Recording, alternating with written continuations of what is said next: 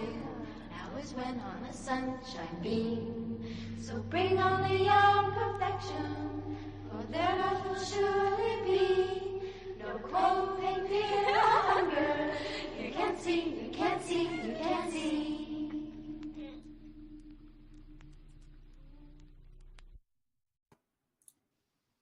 Hey. Apparently that was a little shorter than I expected. Oh, guys, by the way, I mashed something back here in the back room by accident. It didn't mess us up. No worries. Hey, Shelby. All right, let's go. Hey, Shelby. The troll guy. Oh, he's gone already. But... Yeah, we took care of that. Hello, everybody, and welcome to You Can't Sit With Us. I am Hex's Daemon. This is Akia Daemon, and that is Mother de la Mort. And we already started saying hi to people. Yes, we did. Thank you, sorry. What happens when I smoke before we go live? Yeah. This is our podcast side of things, guys. Side of guys things. That was expected. So, like I said before, pay us and we'll get to your comments. This means you, Nadine. Oh, yeah. Oh, her boots. That means Nadine. Come on. Show us the feel of your fabric, Nadine. Yeah.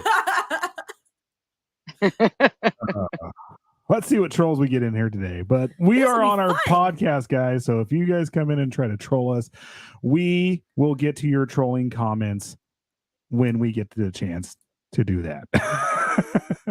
I sound like that. And we do reward merch because we'll play with you. We do, guys. We do. So, all right. Nadine, what did I miss? What I missed? Nothing yet. It was over on YouTube. We already got him. He came in while we were doing everything in the background. We're like, ban immediately. But I think he's still watching because the number didn't go down. It probably is. Hi. Oh, everyone's just banning me immediately when we get in there. What? Let me help you. Help me. Hey, Keitha.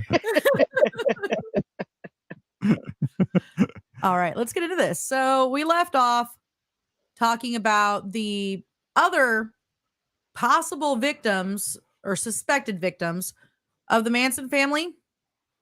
And there's a lot of them. There is. There really is. A lot more than I realized. Yeah, same. Hey, Rob. Hey, Rob. You just beat me to that. I have him up right here, too. All right. Sorry, I needed a drink, and I'm not going to inhale it this time. So, the Tate murders became national news on August 9th. What? Nothing. It just, every time I hear, I'm sorry, I love Sharon Tate. But every time I hear it, I'm like, the taint? Was it taint worth it? It's like the pornos we were talking about. Okay, I got too stoned before this. Apparently. Let's try this again. We're going to get into the investigation now, guys. Yay! Yay! Yay! The Tate murders became national news on August 9th, 1969. After the Polanski's housekeeper, Winifred Chapman, arrived for work that morning. On August 10th, detectives of the LA County Sheriff's Department which had jurisdiction in the Hinman case, informed LA Police Department detectives associated to the Tate case of the bloody writing on the Hinman on his wall. According to Vincent Bugliosi, because detectives believed that the Tate murders were a consequence of a drug transaction, the Tate team initially ignored this and other evidence of similarities between the crimes. Okay, wait. I'm going to read that again because that made no sense to do, but it also was a little jumbled. So according to Vincent Bugliosi, because they had previously believed that the Tate murders were because of a drug transaction gone wrong, they ignored the writing on the wall, the literal writing on the wall. Is that where that saying came from? Maybe. You guys completely missed the writing on the wall. Right? I mean, it's quite literal. Would that be like, I'm going to pull a Tate? Yeah, right. Did the cops go in there and they're like, "This tain't worth it, man. Let's just get on." Ain't worth it. This is probably a whole bunch of hippies came in here and just gutted and just Doing that devil's lettuce, and it got out of control. Just doing that devil's lettuce, and then you know what? I bet you they wanted to start a race war here, but you know what? We're gonna chalk this up to drugs, right? Even though nobody had drugs in the system, no, they were brutally murdered. Not like any drug deal. I've never heard of a drug deal going bad to that extreme. Yeah, exactly. Well, not until like 1978, and it was catching chlamydia. And it was, that's right. And it was only probably a couple miles the other direction where Wonderland was. That was actual drug deals that went bad. Wonderland's on Homes. Where he murdered. I was going to say people. You should probably say what all that is because. Yeah, well, I was getting to it. They're not going to. Some may, some might not. It's something we might be covering soon. The Wonderland murders. Catching chlamydia. Catching chlamydia. We're going to be covering that soon. Doing all right. Awesome. All right, guys.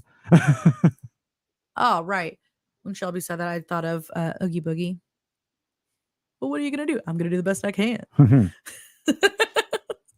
Okay. All right. So, yeah, that to me right there is like they were just basically calling it in. Well, it sounded like they just walked in there like, fuck, man, seriously?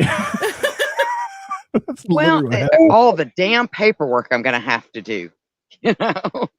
Clean but up, man. It's weird. I mean, this is just another, I get it. The cops' jobs are really hard and there's a lot that goes into it, but it seems like in these big cases, and maybe because it's their big cases, that everything's under a microscope, but here is another like situation to where at least temporarily it was almost like they dropped the ball. You know what I'm saying? You see that so much.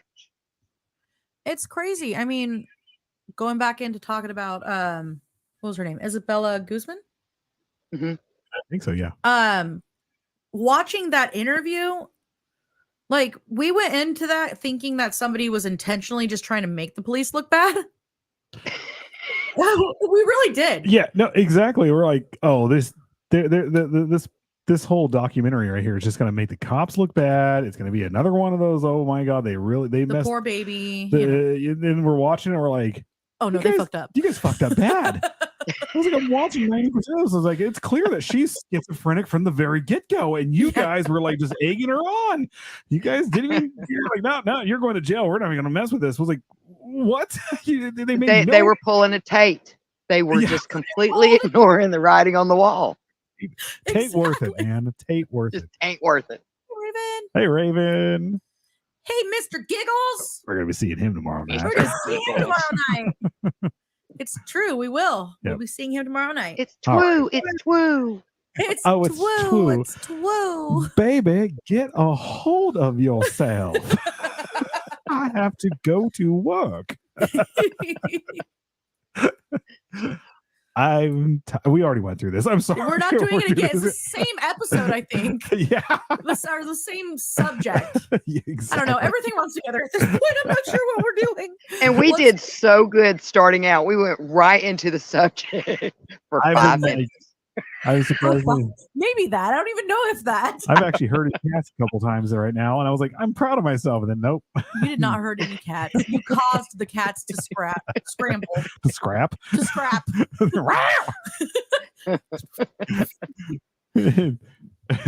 I mean, she squished something. Nope. Nimbus is back there. Nimbus is we're hurting cats. Yeah. Nimbus is being a cloud on the couch right now. He's just a Nimbus cloud. I tried to grab a mouse that wasn't there. All right. So now we're going to talk about the autopsies just a little bit, but not in a lot of depth. Okay. So during the Tate autopsies, detectives working on the Hinman case noticed similarities in the weapon use, the stab wounds, and the writing in the blood on the walls.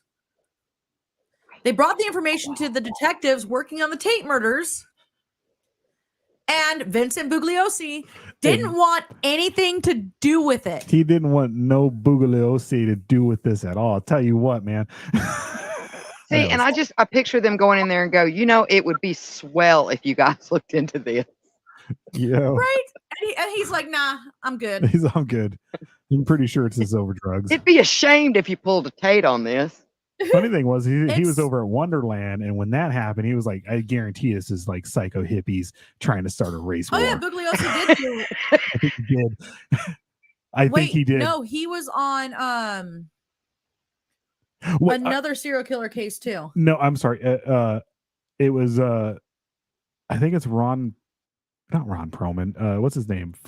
Mark Furman. I think he was on the Wonderland case, and he was also on OJ's case too. But Bugliosi was also one that was on multiple cases, like multiple famous cases. And I want to say one of them was a serial killer. Yep. He's a Tex. I was about to say Tex Arcana. Other than Tex Watson. Sorry. Other than Tex Watson. Because we're talking about Charlie right now, who, in my opinion, is not an actual serial killer. No, but Tex is. Trying to. Yeah, Texas. And you don't really hear a lot about Tex. Not when the conversation comes up about Charlie. It's always about Charlie. But you're right. Tex was the serial killer in this one. Oh, yeah. I don't believe for 1 second that all the things that he told all the girls came from Charlie. Oh, no. Mm-hmm. I don't believe that Charlie was this massive mastermind behind all this coordination. No, Tex wanted to kill people. Charlie was cool with whatever.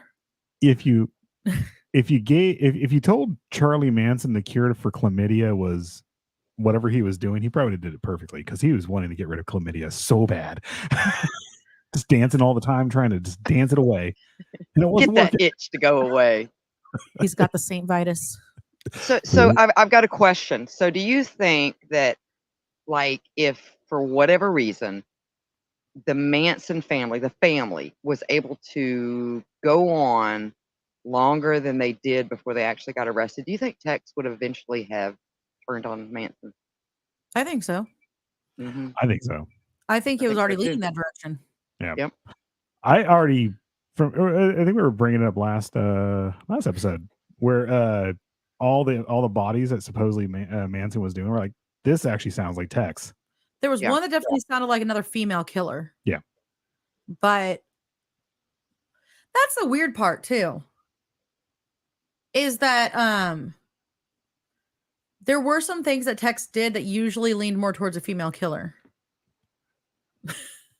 Well, do you think, of all the girls coming in and out of there, it wouldn't be out of the scope of possibility that Squeaky he would hook up with a female that had inclinations to already be that way?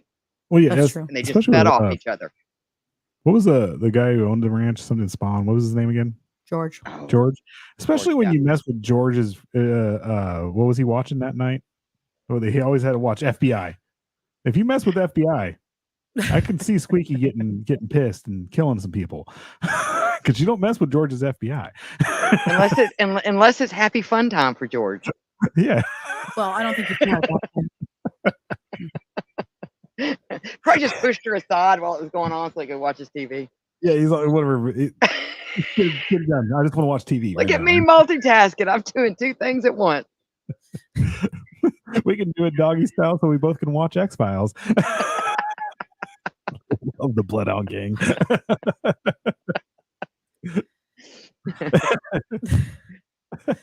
So all right, I'm finished. Go ahead. So again, they brought the information of all the what? I'm laughing at Natalie. Go ahead. Well, so they brought the evidence that these cases were linked to Bugliosi, and he was like, no. I don't want anything to do with it. I'm done. I don't want to prosecute it. I don't want to connect it. I don't want anything to do with it. Nothing. That was That is a nothing case, and I don't want to do it. He literally said that. He's like, you hand it to me, I'm gonna connect it to the Black Dahlia. That's what I'm gonna do. I want nothing to do with this.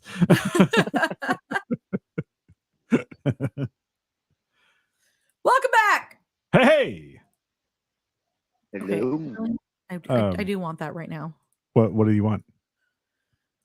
Actually, I want scattered all the way hash browns. So she, shit, Waffle House. Smothering what? Smothered and covered. covered. Well, it's supposed to be smothered and covered. Well, I'm just saying for the people on the audio side. Sorry. Kisa said smothered and covered like Waffle House hash browns.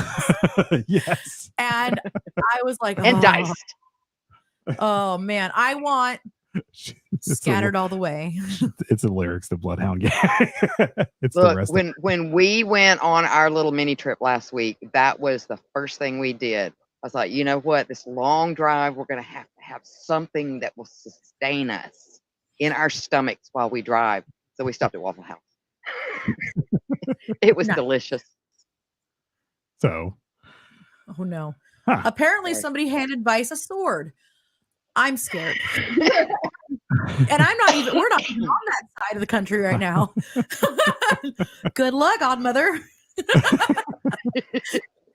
She's just gonna William Wallace that thing like wow. I love you, Vice. They're sending her messages in the background. They keep going off. Being all professional over here right now. I'm sorry. So, I just saw that and I was like, oh my God.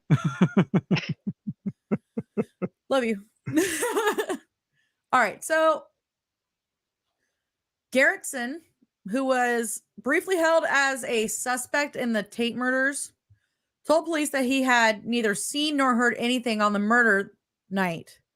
He was released on August 11th of 1969 after undergoing a polygraph test that indicated that he had not been involved in any of the crimes. The La Bianca crime scene was discovered at 10:30 p.m. on August 10th, approximately 19 hours after the murders were committed, when 15-year-old Frank Struthers, Rosemary's son from a prior marriage, and Leno's stepson returned from a camping trip. On August 12th, 1969, the LAPD told the press that it had ruled out any connection between the Tate and La Bianca murders, which we all know is wrong. No, you connected it with a Black Dahlia. We already went over this. Connected it to the Black Dahlia. Yeah. All that's just connected. But he figured that this would be the glue that would put the Black Dahlia back together. So is that kind of like, the leg bone's connected to the ankle bone? I feel like it's more like they're just ignoring the writing on the wall again. Yeah, they're pulling a Tate. They're pulling a Tate. Hey, Waddell. They're pulling a Tate. That's what we're gonna say from now on. They're just man, Tate worth it. I'll tell you what. Ain't worth it. Tate worth it. Wow. All right. All right. So on August 12th, 1969, LAPD told the press that it had ruled out any connection between the Tate and La Bianca homicides. I'm sorry. This guy really, really wanted to lighten his workload. For real. I'm telling you, it was like too much paperwork for a bunch of chlamydia-ridden hippies. A lot of them did this like back then, especially. I mean, look at Henry Lee Lucas in in the 80s, especially with Texas Rangers. Look at the caseloads they offloaded on him, and they knew he didn't commit any of those murders. None of them. Oh yeah, that was an easy scapegoat. They're like, oh, here, we're going to offload all these hundreds of victims and stuff like that onto you. And when they found out that he was lying about it, they didn't fix it. They said it. Nope, it was all due to him. It's nuts how some of these people do this stuff. We actually saw some of the stuff from Henry Lee Lucas at the Museum of Death. Oh yeah. I did not know that guy could draw. Oh yeah. He was great. Really? Yeah. Was he a good artist? Oh yeah. Wow. I mean, some of them are a little bit hokey, but like still good. You know exactly what he drew. Yep. Yeah. A lot of stick figures with penises. Gigantic ones. Huge ones.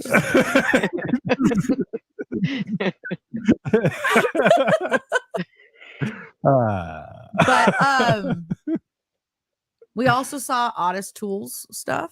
Did you? We didn't see Otis's tool though. I'll tell you that right now. No, thank God. We did see a person with dwarfism's tool. You know what else we saw? The notes. Segue. Yeah. I'm just kidding. All right. So, you know, the one that distracts me the most Who does? is saying, oh, we got to keep going forward. Yeah, Odd Mother, man. Seriously. Always distracting Hikya. Oh, come on. Oh, hello. I haven't done my Manson dance. While saying Bugliosi. Bugliosi. Bugliosi. Bugliosi pulled a Tate. Because it ain't Tate worth it. Ain't worth it. I stole, by the way, I stole a meme from Spooks. Did you? Yep. It's the trees that grow in Italy.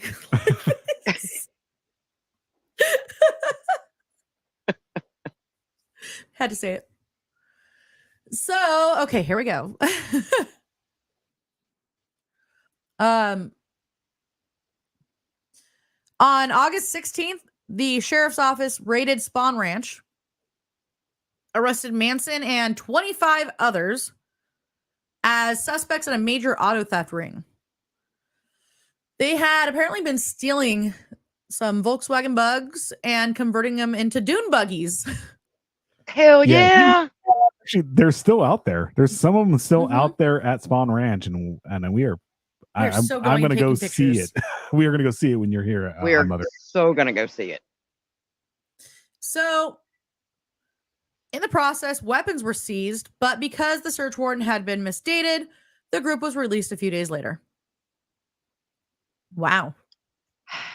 Bugliosi really screwed the pooch on this. He really boogled this like bad. Hey, Boogly boggled. He really Bugliosi that up. He Bugliosi it. Hard. Let's go to Spawn Ranch. Yay. Woo! Yes. Yeah, it's happening sooner or later. So, in a report at the end of August, the La Bianca detectives noticed a possible connection between the bloody writings on the La Bianca house and the singing group The Beatles' most recent album. Well, everything is helter skelter. Yep. So, still working separately from the Tate team. Sorry, I got to do something. I knew I was going to lose my notes for a second. The La Bianca team checked with the sheriff's office in mid-October about possible similar crimes. They learned that the Hinman case and also learned that the Hinman detectives have spoken to Beausoleil's girlfriend, Kitty Lutzinger. She had been arrested a few days earlier with members of the Manson family. The arrest for car theft had taken place at the desert ranches, which the family had moved to. A joint force of National Park Service Rangers and officers from the CPH and the Inyo County Sheriff's Department, which that always cracks me up, even though I know it's one of our counties. Federal, state, and county personnel had raided both the Myers and Barker ranches after following evidence left when family members had burned an earth mover. Probably some sort of like bulldozer or something, I would imagine. Yeah, it's like a super heavy piece of equipment. And and I don't mean to cut in on you, but since we're up to October, I did want to bring in two things. Like you were talking about how Buglioso like was really boogled all this shit up. On September 1st of 1969, under a bush near his home, a 10-year-old boy finds the gun used in the Tate murders. The boy's father turns the gun over to the LAPD, and the LAPD fails to do a proper investigation. We also had Channel 7 News that found their clothing 7 miles from the Tate murder and called the police during the daytime. It was nighttime before they showed up. And the response time hasn't changed in LA. No, it hasn't. It has not changed. It's actually, yeah. I think it's gotten worse. And I've actually got some live audio footage of that when Channel 7 called in, if you guys want to hear it, or we can wait. Yeah, let's do it. Okay. Let me get over here. Hold on just a second.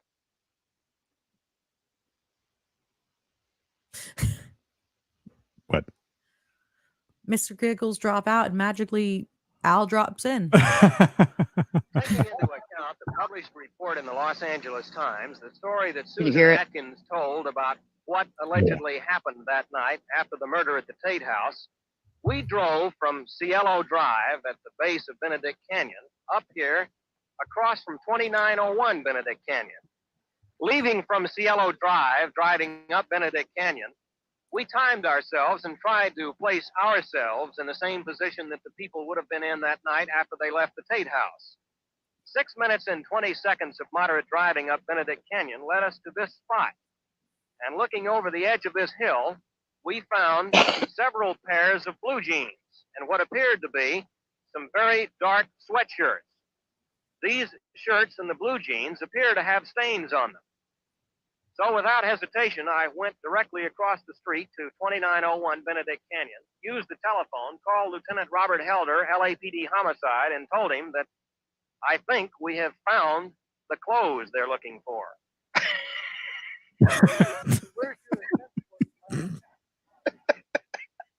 First off, he put a major emphasis on the H in went. Oh, went. And there's no H. There is no H. So, and that was Al Wyman, reporter, 1969. They went. Went. Oh, wow. Went. Oh, I just think it's funny when he said, and we went across the street and used the phone to call the police. Like, we have gotten so used to having cell phones. You know what I'm saying? Right. Yeah. I was laughing at, I think that we found the clothes that you were looking for. and when the cops get out there, they're like, poke, poke, poke, poke. Yeah, these They're are like, them. I don't want to deal with this. It is not connected. No, they had no choice to deal with it once they found the clothes. The gun was one thing. You know what? These are not the clothes you're looking for. Right. Yep. Nope. They had no choice after that. When the news, they even made them say it. So what happened when you got the phone call? Where did it come from? From Channel 7 News. You can honestly hear the whole collective fuck. when that I don't want to do it. He said, I got to do something. Detective than the detective. yes. The news station was a better detective than the detective. Yeah, very much so. Yep. Well, that's actually back when there was real journalists too. Unlike that's now. true. That's true. Journalism has changed so much. Because everything was like investigative. Now it's all editorial. Like people that go through journalism school will tell you, we're taught editorial. We're not taught investigative journalism anymore. Exactly. I just it's insane. We everything is opinion now. Mm-hmm. But the way that people state the opinion as if it's fact. Mm-hmm. You know, exactly. Honestly, if they would go back to the investigative journalism that they used to do, we would be making a lot more money here. Because then we could be opinion. Oh yeah, exactly. Oh yeah. Well, Mr. Giggles had his truck stolen. Uh-oh. What? By Al. Oh, Al. Okay. Well, we don't want to put Buglioso on the case. You'll never get that truck back. It's gone. Hey. Buglioso, I don't know. He doesn't want to deal with it right now. Nope. He's not wanting to read the Tate on the wall. He does not want anything to do with this. It's not an important case. So, by the way, the oof. The earth mover. God, I can't talk. The oof. Yeah. A lot cooler if you would have said the earth mover. The oof mover. Man, that earth mover over there, I'll tell you what, they'll get out from under you when you're on a paved road. I'll tell you what. I'll tell you what. Spitting all over my mic when I do that too.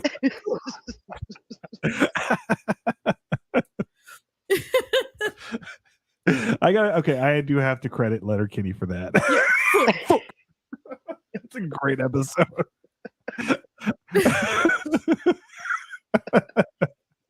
Okay, all right. Okay, so the earth mover was owned by the Death Valley National Monument. Death Valley has a national monument? Yeah, well, it's sand. It's and dead trees. It's radiation. It's like a desert, like a dead buzzard. This is now entering Death Valley. Pretty much. Well, what happens is you see the buzzard flying overhead, and when it hits Death Valley, it just bursts into flames. Flies on the ground. Oh, you're look, Ma! I saw a phoenix. I know I did. Oh God! 20 hippies, sun-drenched hippies, staring at the sun, waiting for the phoenix to come back. It is not tripping ball and peel. Honestly, I couldn't that place. Oh, we go there, Odd Mother. You're going to see it. It sucks. It really sucks. Okay? This is why I'm planning my trip for at least what we consider the cooler months. Oh, there is no cooler months in Death Valley. There are no cool months. Right now, it's probably 120. It's just Satan's asshole all the time. Yeah. The only reason why I believe that Charlie Manson was insane is the fact that he chose Death Valley of all places to go start his cult. And especially at the time, he went to Northern California where it was nice and cool, but he went to Death Valley. Oh, hey, actually, it's only 71 right now. Nighttime. Really? Yeah. That's because y'all are probably getting ready. What is the sun going down? Oh, yeah, it's already nighttime over there. Yeah, it's 8:30. Okay. It's dark. But it's going to be -7 in a couple of hours. Oh, the desert gets cold. Out there, and Death Valley gets freezing. Tonight's only hit 65. So all day, because to do the research and everything for these podcasts. So I was watching a lot of old footage from the trials and the interviews and different things like that. And this explains why the Manson girls, they literally, every single one of them had that 1,000-yard stare. Yeah, whenever they talked. They've been because the sun, man. It's the sun. They were already in their own Vietnam, which was Death Valley. I've seen things, man. I've seen things. Phoenixes all over the place. Look, if you guys if he would have got drafted, honestly, Manson would have been in a better position because he would not have been in Death Valley. Death Valley is far worse than Vietnam. Just from the exposure. It will kill you in a second. I'm sorry, this is cracking me up because the autocorrect screwed Kisa over right now. Comfrey is a plant that is known as bone mend. Or they also use it on bruises, on cuts. The only problem with comfrey is that it has these tiny little hairs. Yeah. Fingers. Mullen's the same way. Yeah. It has a lot of the same properties too. Yep. Love that stuff. All right. All right. So it's comfrey weather. Sorry. I accidentally opened something. So give me a sec. I was like, la la la. Gotta try to distract from this. Okay. So the raiders had been found stolen. Wow, that looks stupid. The people who raided the ranch had found stolen dune buggies and other vehicles and arrested 24 people, including Manson. A highway patrol officer found Manson hiding in a cabinet beneath Parker's bedroom sink. No, that was his actual bedroom. No, he was tiny. Manson was tiny. I don't need too much space, guys. Little tiny human. I'll just stay right under here. He was smaller than me. He's tiny. He was itty bitty, dude. So, following up leads a month after they had spoken with Lutzinger, LaBianca detectives contacted members of a motorcycle gang Manson tried to recruit as bodyguards, which they were called like the Sons of Satan or some shit. Yes, that's actually true. It was Sons of Satan. And meanwhile, a dorm mate of Susan Atkins informed LAPD of the family's involvement in the crimes. Atkins was booked for the Hinman murder after she told sheriff's detectives that she had been involved in it. Oh, yeah, totally. That's why I put a star next to it. Because we got freaking people in here being stupid. All right, so Kisa said it. Who be ye? Show yourself, Melody. Show yourself. Can't you see the Tate on the wall? Come on, man. I already went and looked at the profile. It's a bot. It's either a bot or somebody really stupid. Yeah. Yeah. Sorry. It's like a chick. Like the first thing you see is like some chick like at like an obvious picture you got off Google. Yeah. Yeah. Founder of the Atkins diet?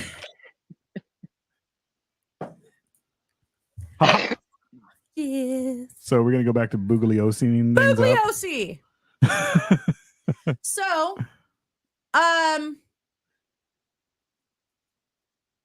let's see. Let me get back. So Atkins began talking to her bunkmates, Ronnie Howard and Virginia Graham, when she was transferred to Sybil Brand Institute. Go. So she actually gave accounts of the events that she had been involved with. So she got charged with more shit. She also put out, she told Graham about a death list of celebrities that they were going to target, including Elizabeth Taylor, Richard Burton, Tom Jones, Steve McQueen, and Frank Sinatra. Steve McQueen? Frank Sinatra? Steve McQueen was too fast. There's no way they were going to catch him. Steve McQueen Tom Jones was too cool. Well, Tom Jones was way too cool. He was too cool, and you had to deal with his Jones before you fought him. Tom and his Jones. And yeah, no. Frank Sinatra, really? You wanted to kill Frank Sinatra? How would you kill Frank Sinatra? He's got hookups with the mob. Who are they going after next? Sammy Davis? You ain't fucking with Sammy Davis. You attack one of the Brat Pack, you're going to attack all of us. Because they're all coming after you. Because you got to deal with the mob. You got to deal with the mob. And at the time... And we're going to do it with style. At the time, you know who was active with the mob? The Iceman himself, Richard Kuklinski. That's why Manson was hiding in a cabinet. He's all, oh shit, they found out. He's all, they fucked up then. Oh my God, they're going to go after these guys. I live here now. Oh my God. Okay. So here we go. On December 1st, 1969, the LAPD announced warrants for the arrest of Watson, Krenwinkel, and Kasabian in the Tate case. The suspect's involvement in the LaBianca murders was also noted. Manson and Atkins, already in custody, were not mentioned. The connection between the LaBianca case and the Van Houten case, and Van Houten rather, who was among those arrested at near Death Valley, had not yet been recognized. Watson and Krenwinkel were already under arrest with authorities in McKinney, Texas. And they were in trouble in Mobile, Alabama. Man, Forrest Gump didn't even cover this. Oh, was he from Greensboro or was he from Mobile? He was from Mobile, wasn't he? Where's Tyler? Tyler would know where Forrest Gump, which part of Alabama Forrest Gump was from. Oh, that was from I know he knows this. I know this. I know this. But I can't remember. It's on the tip of my tongue. on the tip of my tongue. He's like Because we drove by it. We drove by the exit coming from New Orleans back years ago. Bayou La Battery. No, that's where Bubba lived. He lived in Bayou La Battery, which is a real place. It's off 10. Yeah. Forrest Gump is a national treasure in Alabama, isn't he? That's like required Shrimp reading. Cocktails. Gulf Shores. Gulf Shores? Right. Well, it's all around there. Yeah, Gulf Shores is near there. Mr. Giggles, Tyler.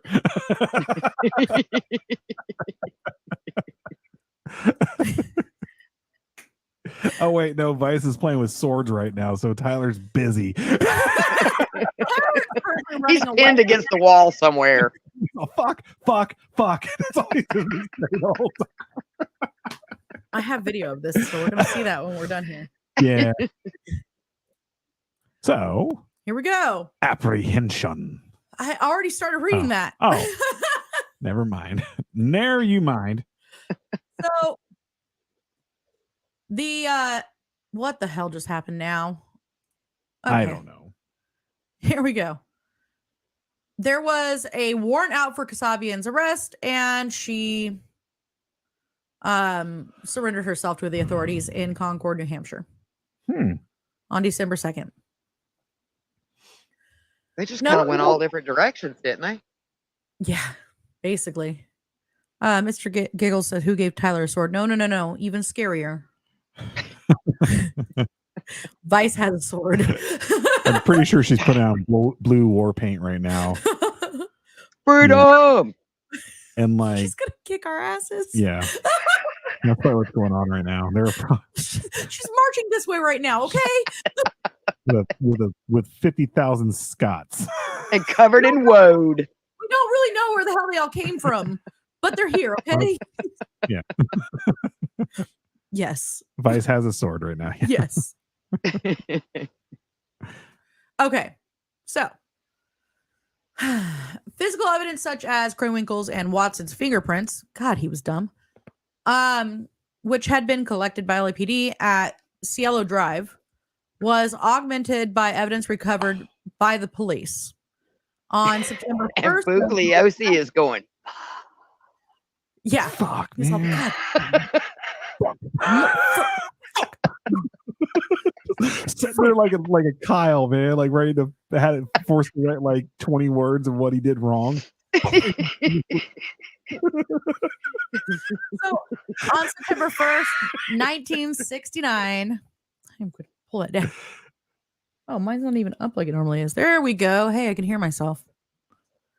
So on September 1st, 1969, the distinctive 22 caliber high standard Bruntline special revolver Watson used on Parent, Sebring, and Frykowski had been found and given to the police by Stephen Weiss, a 10-year-old who lived near the Tate residence. Who's I'm sorry, who is Steve?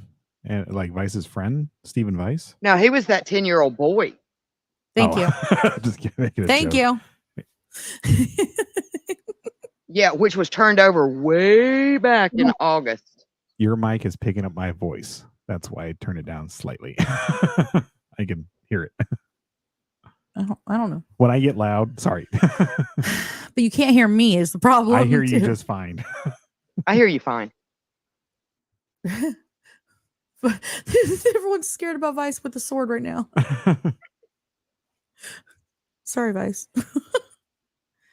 In mid-December, when the LA Times published a crime account based on information Susan Atkins had given her attorney, Vice's father made several phone calls which prompted LAPD to locate the gun in its evidence file and connect it with the murders via ballistics test. Good old LAPD. LAPD. Good old LAPD and their really sucky investigations. Look, I respect police. I do. I do too, but come on. But man, sometimes the LAPD screws the pooch right there at the front of the story. There's a lot of good LAPD officers. I'm right there, but every now and then, man, they're just right there fucking up. Like baby Huey running the patrol. Pretty much. So, acting on the same newspaper account, a local ABC television crew quickly located and recovered the bloody clothing discarded by the tape killers. Channel 7. Channel 7. Channel 7. The knives discarded en route from the Tate evidence were never recovered, despite a search by some of the same crewmen and by the LAPD. I feel like they still screwed the pooch on that one. I think it was probably more the news, to be honest with you. Yeah. A knife found behind the cushion of a chair in the Tate living room was apparently that of Susan Atkins, who lost her knife in the course of the attack. Oh. All right.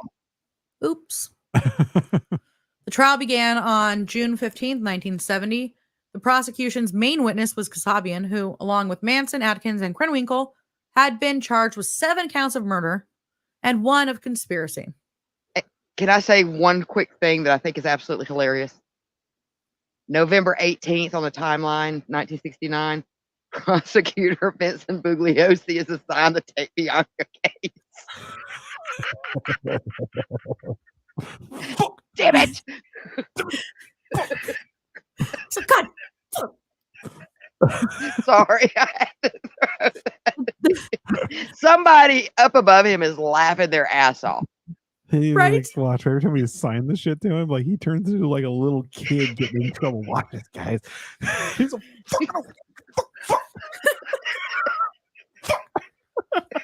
So, since Kasabian, by all accounts, had not participated in the killing, she was granted immunity in exchange for testimony that detailed the night of the crimes.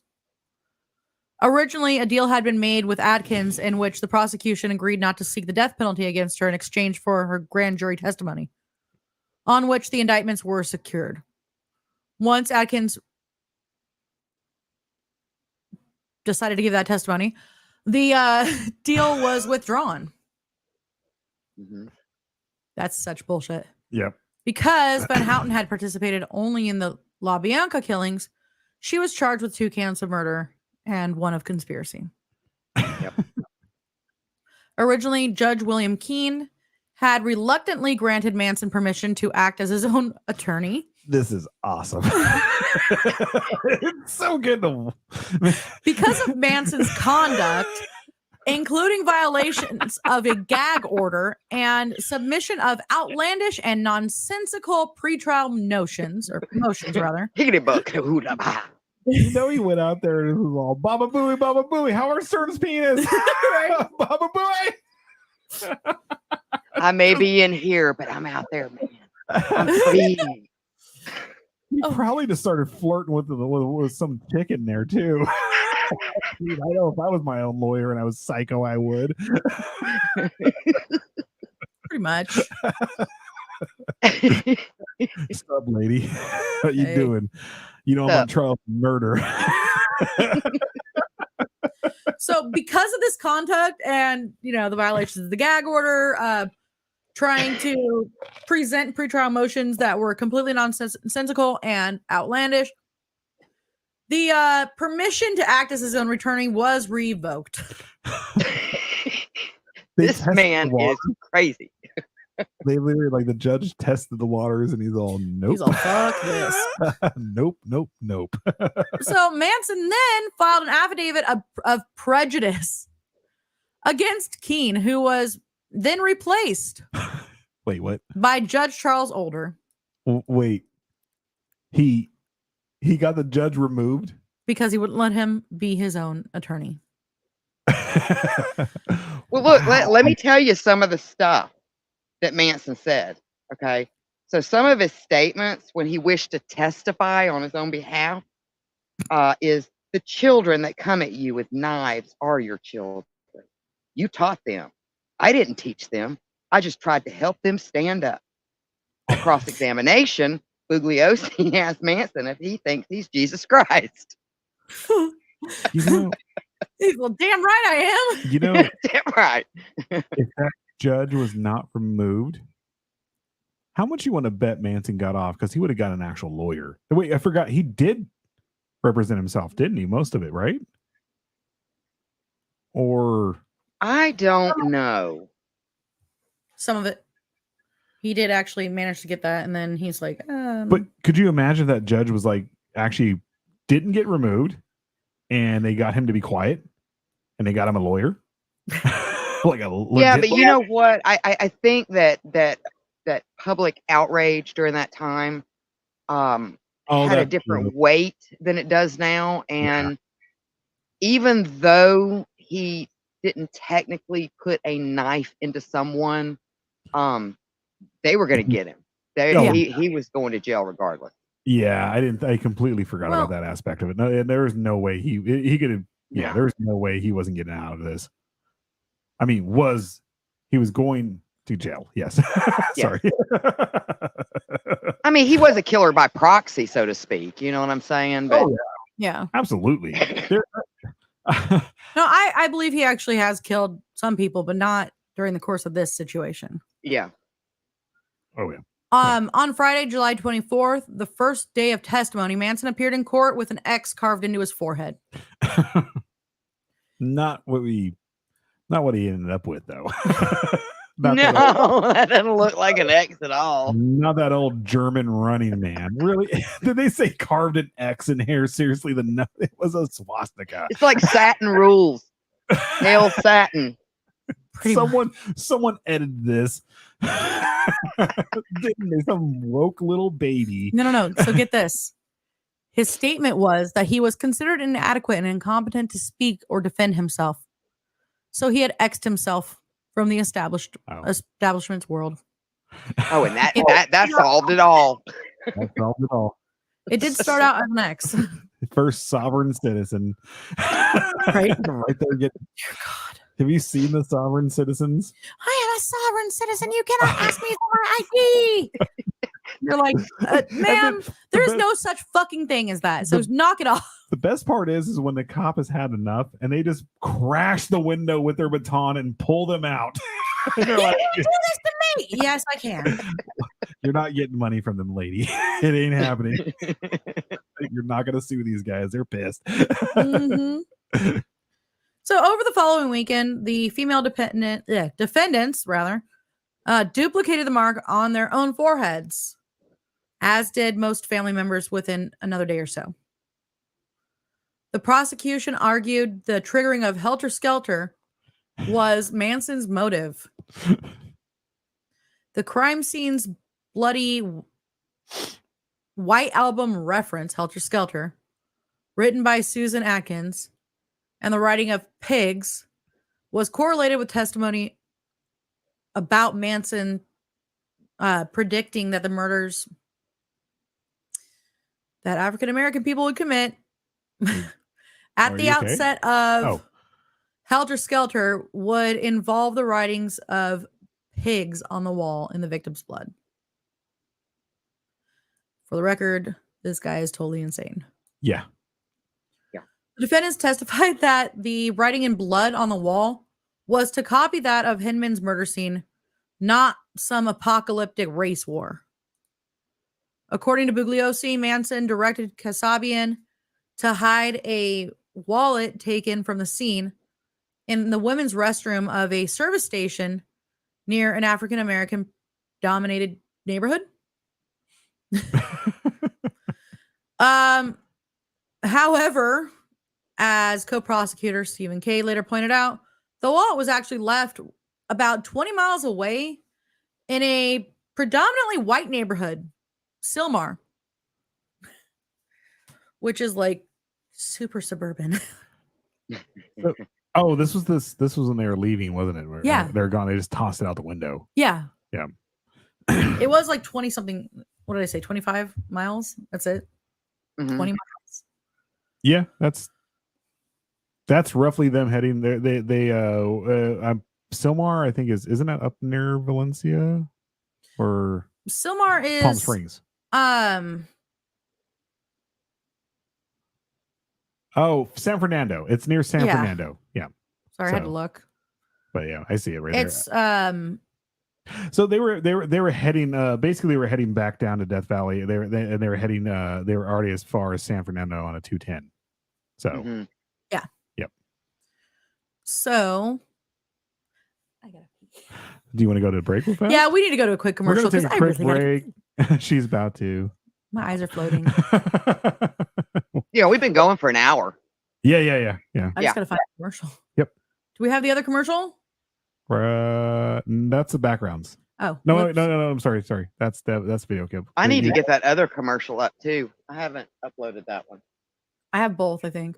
Do you? Okay. Yeah. The bullet one? Oh, I don't know. I don't know right now. It's fine. Oakhurst Lunatic Asylum, case number 094. Dr. Mortimer Thornfield recording.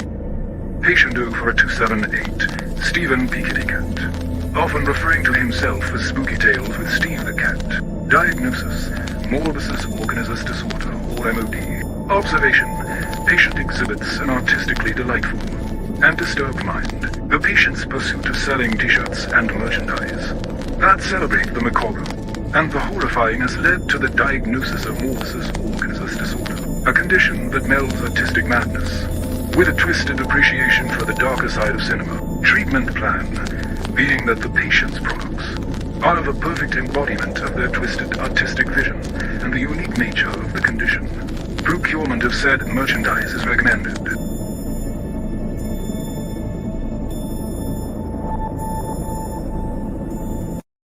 And now, a word from our sponsors. In the southeast of America, in the quiet town of Quinton, located in Walker County, Alabama, a nightmare is about to unfold. To young friends embarking on a road trip, little did they know they were about to stumble upon a horrifying tale that would forever haunt their souls. They had no idea that their journey would lead them to the infamous Spook Trail family, deranged haunted maze makers known for their twisted ways and insatiable hunger to scare. But the question remains, will anyone make it out alive? Brace yourself, for the frights are about to begin.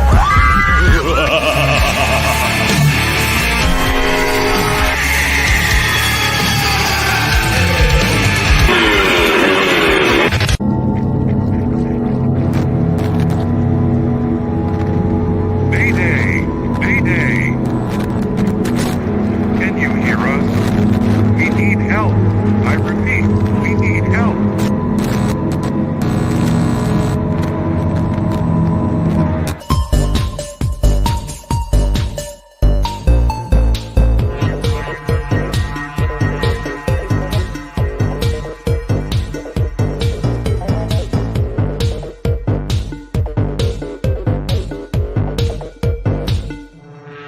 Oakhurst Lunatic Asylum, case number 1972. Dr. Mortimer Thornfield recording. Patients 048593 through 048597, known as the Psycho Bunnies. Their true identities are unknown to me at this time. Diagnosis: Eccentricus malevolentis disorder, or EMD. The patients seem to have inclinations of a twisted and unconventional artistic talents, exhibiting a disconcerting combination of insanity, disorderliness, and a penchant for the macabre. Observation: their collective behavior and unyielding commitment to selling t-shirts and merchandise that revel in the darker aspects of existence have led to the diagnosis of eccentricus malevolentis disorder, a condition that merges artistic eccentricity with a delightfully wicked sense of humor. Treatment plan: the patient's relentless obsession with creating and selling t-shirts adorned with sinister slogans, macabre imagery, and morbid humor is a defining symptom of their condition. Therefore, procurement of said merchandise is recommended. Now, back to the show. All right. Oh, there's a fluff ball near me. Fluff ball. Fluff of doom. Here he is. Here's the fluff of doom. Oh, too cute. Don't meow at me. Exactly. So sweet. He's got the most precious meow. He does. Meow. Is this itty bitty like meow? Nimbus. Just love on me. But he gets all angry. So we're pretty sure he's part Ragdoll. Really? Does he kind of get like floppy when you pick him up? At first, he's like, bleh. Then after He's like, a wait a while, minute, what am I doing? he's like, I can struggle. I got this. But like when you first pick him up, he's just like, bleh. It's great. Hello. Now he's snuggling my toe. All right. Let's try to jump back in this. Wonder how much I can get through before he gets back. I don't know. All right. So, ongoing disruptions. During the trial, family members loitered near the entrances and corridors of the courthouse to keep them out of the courtroom proper. The way that was phrased. The prosecution subpoenaed them as prospective witnesses who would not be able to enter while the others were testifying. Smart. Bugliosi finally did something. Well, it wasn't Bugliosi, so. Well, they were probably in this day and time, they were probably seriously worried that a family member would come in there and just kill them in the courtroom. Oh yeah. So, well, look at during the Satanic Panic, or not it was it was during the Satanic Panic, but it was a legit case of a guy molesting another kid, or a kid, and that's my toe. The father was right there. There's video when he was coming out of the courthouse. They caught it on the news. And that guy did not spend any time in jail. He was sitting there, he was on his. Oh, we were talking about that. I was like, I thought he did. No, the jury found him not guilty due to like his mental state.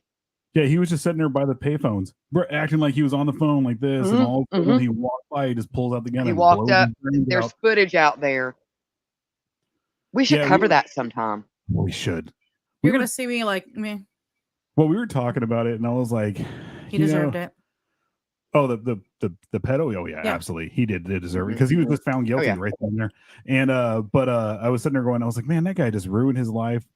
You know, I was like, that guy just. I was like, he's out of now he can't be there for his son. I didn't know that he was found innocent or not guilty. I was like, oh, yeah. Cool. If I'm not mistaken, he was like whatever time he spent in jail, like during the trial or whatever, like that was time served. If I'm not mistaken. Oh, and I'm pretty sure if he, I know if he was while he was in prison, no one treated him badly. No one did. You know they didn't, unless they were just like a real asshole. Those I doubt. Even those guys probably were like, we can't really do anything to this guy at all. There's no way. He literally did justice. He was like an angel right there. Yeah. So he came down and exactly. His name was Gary Plauche. Oh yeah. But yeah. So sorry, I was just looking. He got charged with manslaughter. But did he have to serve any time though? I didn't think anything happened to him having to serve time. 7 years suspended sentence, 5 years probation, 300 hours of community service. But there's a sad part. Yeah, he died in 2014. 68 Oh, he did? Yeah. He was only 68. It was in Louisiana. I thought that was actually in Los Angeles. So, but we will talk about that at another time. Yeah. No. We don't want to give away all of our thoughts on it.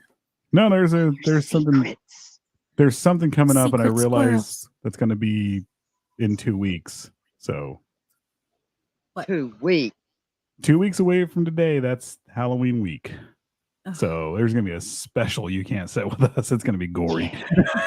I have to take Nimbus back to the vet that day. Haha. All right, so back to the insanity pool. Woo! So when the group established itself in vigil on the sidewalk, some members wore, what did that say? Oh, sheath hunting knives. I was like, what the hell does that say? That, although in plain view, were carried legally. Oh, yeah. Each of them was also identified by the X on their forehead. So some family members attempted to dissuade witnesses from testimony. Prosecution witnesses Paul Watkins and Juan Flynn were both threatened. Watkins was badly burned in a very suspicious fire in his van. Was it down? Apparently. Does it mention Ronald Hughes, the defense attorney? Mm-hmm. Hold on. Let me see if I have that on here. Because I'm looking at that right now. Huh. Yeah, I don't have that on my notes. I don't know why. Huh. So But I defense did know- attorney. Yeah, go ahead. Oh, go ahead. I was just going to say, during this madness, like during the trial, defense attorney Ronald Hughes failed to show up in court. He is never seen again, leading to speculate he was murdered by the family. Yeah. I did mention that, actually. I remember now. Did you? Okay. It was Oh, in yeah, that was the last suspected murders. Yeah. Yeah. But it should have gone into more. Oh, there it is. It's further down. Okay. Oh, Sorry. No, you're fine. I'm looking at a timeline of like November, Yeah. January, March. Sorry. No, that's perfect. So, former family member Barbara Hoyt who had overheard Susan Atkins describing the Tate murders to family member Ruth Ann Morehouse, agreed to accompany the latter to Hawaii. There, Morehouse allegedly gave her a hamburger spiked with several doses of LSD. I Found- Phoenix. I'll gladly pay you today. Wow. Well, get this. So she was found sprawled on a Honolulu curbside in a drugged, semi-stupor state. Well, yeah.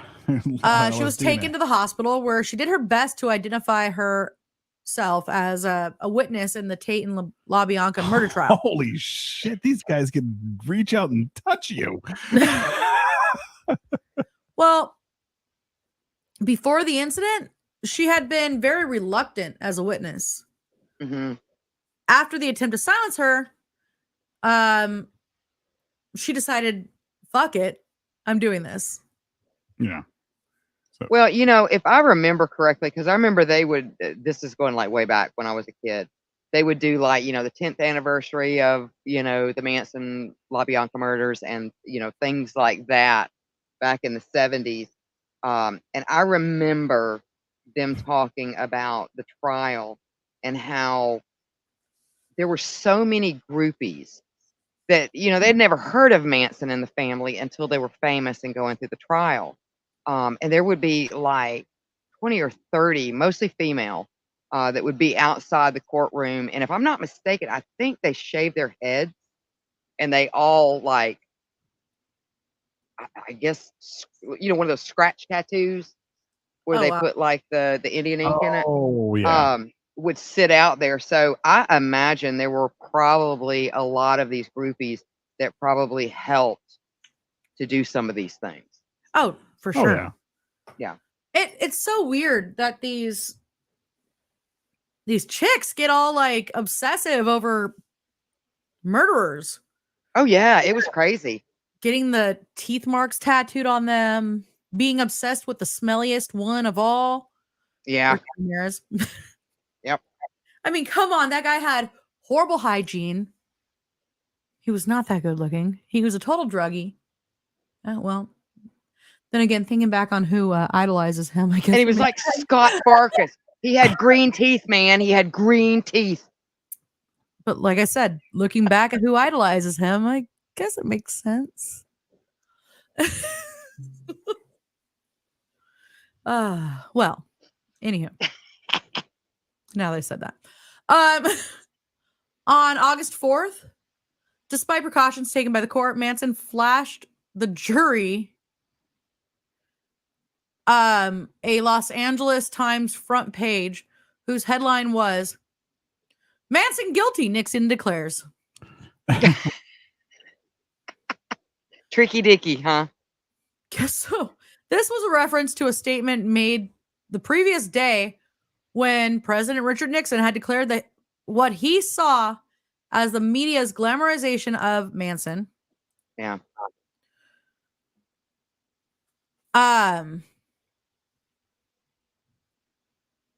Let me see. Where- Voir dire? Where are you at? It's a legal term for Voir dire. what? Okay. Voir dire. I was like, You know I how don't know how that. Huh. I My should know it. cousin Viddy. Ah, yep. That's what I was like, what? Yeah. I knew this. Voir dire. Voir dire. It's a legal term for procedures during a trial that help a judge decide certain issues. Prospective jurors are questioned to decide whether they can be fair and impartial. Witnesses are questioned to decide their competence to testify. So the voir dire by Judge Charles Older. The jurors contended that the headline did not influence them. The next day, the female defendant stood up and said in unison that in light of Nixon's remark, there was no point in going on with the trial. On October 5th. So they basically just said Nixon's opinion influenced the trial. Then is that what they're saying? That's what the girls said. Oh, okay. Like the Manson girls or the women on the jury. Yeah, I was thinking the way it sounded. It said the female defendants. Oh, okay. So the Manson girls. Okay. I was gonna if the jury is actually saying that, I was like, okay, this trial should have been thrown out and they should have started over somewhere else because no, that was the girls of the Manson family. They were a lot of complainers though. Like I was watching some news footage and like one of them was going on about how the library in the jail was inadequate and she would have to wake up and have to go here and have to go there and that really messed with her meditational, hippies. I bet you not. I bet you don't have that itch to scratch no more. I bet they cleared you up that chlamydia, didn't they? Right? You don't got no LSD anymore, no drugs. You're stuck. I got all this extra time on my hands now, man. I'm not having to spend all my time scratching. those poor sheriff's deputies and had to deal with them. Just going, yeah, babe. What's up? Trying to show you this. We don't actually have that much more left. You have the investigation, defense, rest, and stuff like that, but we can get through it. I'm looking for my spot. Oh, you're at defense. You are at on October 5th, just above defense rest. Next, keep going down a little bit. Right there. There we go. On October 5th, Manson was denied the court's permission to question a prosecution witness whom defense attorneys had declined to cross-examine. Leaping over the defense table, Manson attempted to attack the judge and was wrestled. He was wrestled to the ground by the bailiffs. Yeah, but this is that one weird thing where they're saying that Manson had like crazy strength or something like that. Where he didn't he leap from the table like the defense table where he was at like a howler monkey, man. Yes, like it was like a freaking that was a feat in its own right there. I only got through one sentence. Well, sorry for interrupting you, but I thought that was actually a pretty cool thing to talk about. I'm sorry, 1 1/4. She's gonna mute us here in a minute. So he was wrestled to the ground by bailiffs. He was removed from the courtroom with the female defendants, who subsequently rose and began to chant in Latin. They knew Latin? Apparently. Hippies. I don't think that's Latin. That's more woo. Okay, I'm not trying to speak Latin.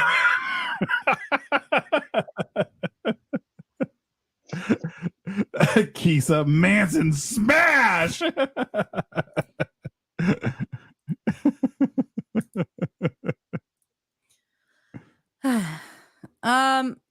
So Judge Older began wearing a revolver under his robes after that attack. I don't blame him. Right? Pow pow. That would have been in a Manson if he did it one more time. Right? That's all it would have taken. Well, on November 16th, the prosecution rested its case. 3 days later, after arguing standard dismissal motions, the defense stunned the court by resting as well, without calling a single witness. Shouting their disapproval, Atkins, Krenwinkel, and Van Houten demanded their right to testify. In chambers, the women's lawyers told the judge their clients wanted to testify that they had planned and committed the crimes and that Manson had not been involved. By resting their case, the defense lawyers had tried to stop this.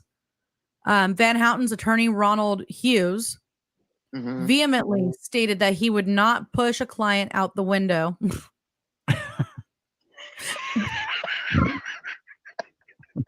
Oh, I would never push a client out the window. What? They're like, what the hell does that? He just howler monkey flew right out that window.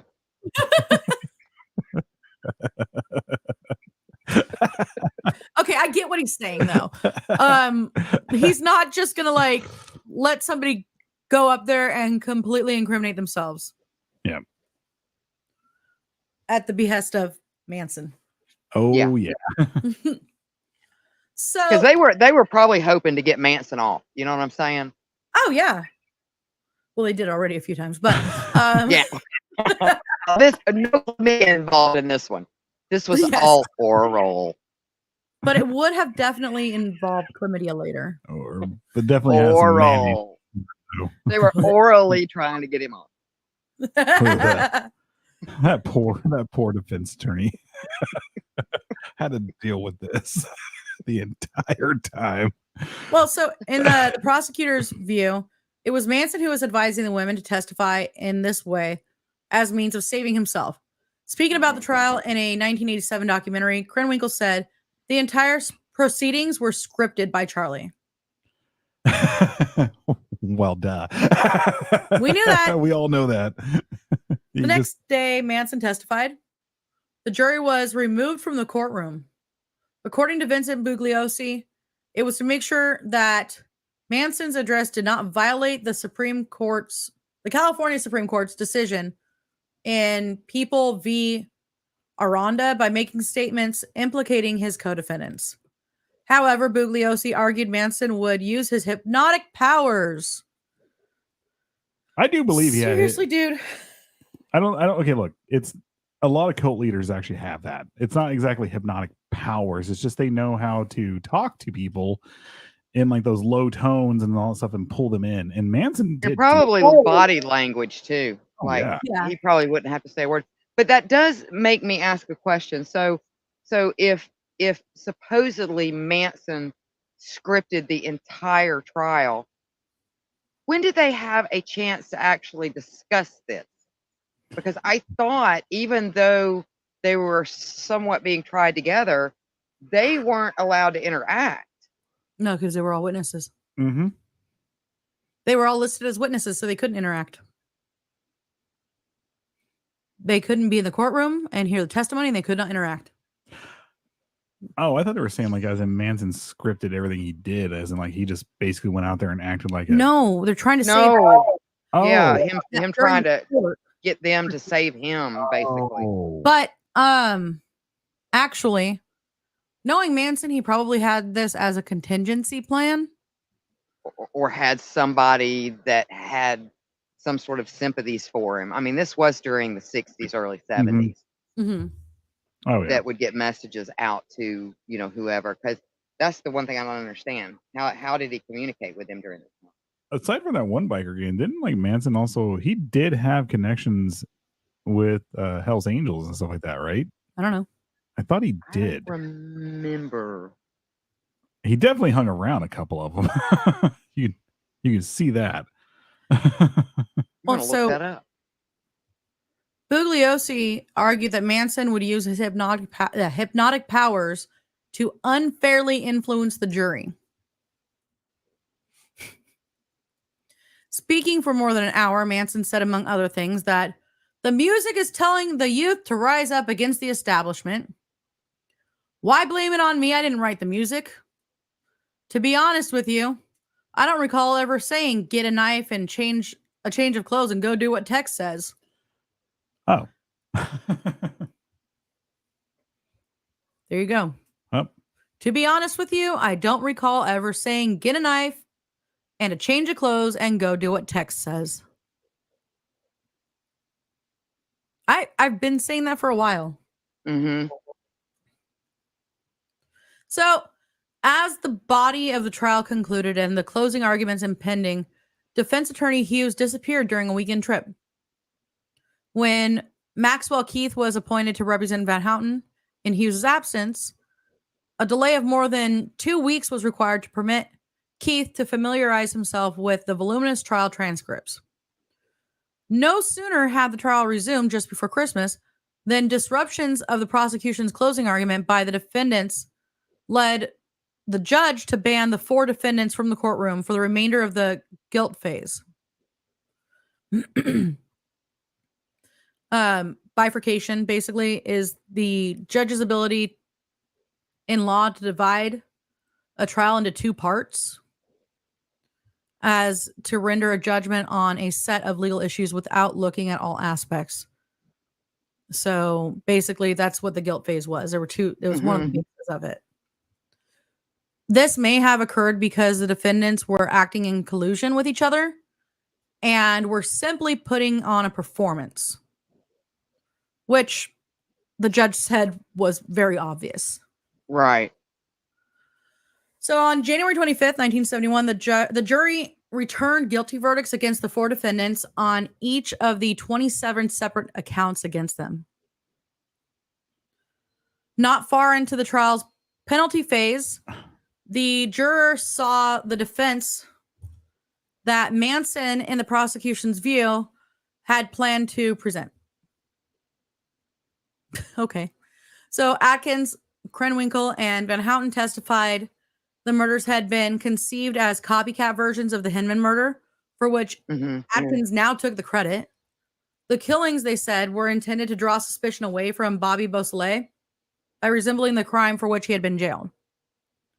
The plan had supposedly been the work of and carried out under the guidance of not Manson, but someone allegedly in love with Beausoleil, Linda Kasabian. Linda Kasabian. She's another one of the Manson girls. Oh, that's right. I'm sorry. Yeah, I've heard that name. It's one of the Manson girls. Yeah. So, among the narrative's weak points was the inability of Atkins to explain why, as she was maintaining, she had written political piggy at the Hinman's house in the first place. Midway through the penalty phase, Manson shaved his head and trimmed his beard to a fork. He told the press, "I am the devil, and the devil always has a bald head." I thought the devil had a pointy beard, not a beard shaped like a fork. I don't know, man. I don't get it. Which, if you're wearing it on your face, it's really going to look more like a fork. We don't get his logic. We don't know why he's thinking what he's thinking. He's just doing. I think he's probably a man that lives mostly in the present. Like, I'm not going to lie. Like, He lives mostly in his head. Yep. He's just right here in the moment. So, and what the prosecution regarded as belated recognition on their part that imitation of Manson only proved his domination, the female defendants refrained from shaving their heads until the jurors retired to weigh the state's request for the death penalty. The effort to exonerate Manson via the copycat scenario failed. On March 29th, 1971, the jury returned verdicts of death against all 4 defendants on all accounts. On April 19th, 1971, Judge Older sentenced all 4 of them to death. Obviously, that didn't happen. I don't think any of them none of them were put to death, were they? No, they're all out. I don't even think Tex was. Yeah. Well, I mean, Manson's obviously his his death sentence was overturned. So yeah. Manson was admitted to state prison from Los Angeles County on April. That is so phrased weird. Okay, so on April 22nd, 1971, Manson was taken to the LA County State Prison for 7 counts of first-degree murder and 1 count of conspiracy to commit murder for the deaths of Folger, Frykowski, Parent, Polanski, Tate, is Polanski, by the way, because she was actually married to him. Mhm. Sebring and the LaBianca murders as well. As the death penalty was ruled unconstitutional in 1972, Manson was resentenced to life with the possibility of parole. Mhm. Go hippies. Yep. His initial death sentence was modified to life on February 2nd, 1977. Oh, that's yeah. Go hippies. Well, yeah, but I'm sorry. I don't believe he should have been put to death. Sorry. No, I know. I'm just saying, like, all I these people. think that Tex and the girls that actually took part in it, I think they should have. Oh, yeah. They should have. They should have. Yep. On December 13th, 1971, Manson was convicted of first-degree murder in Los Angeles County Court for the July 25th, 1969 death of musician Gary Hinman. He was also convicted of first-degree murder for the August 1969 death of Donald Shea. Following the 1972 decision of California v. Anderson,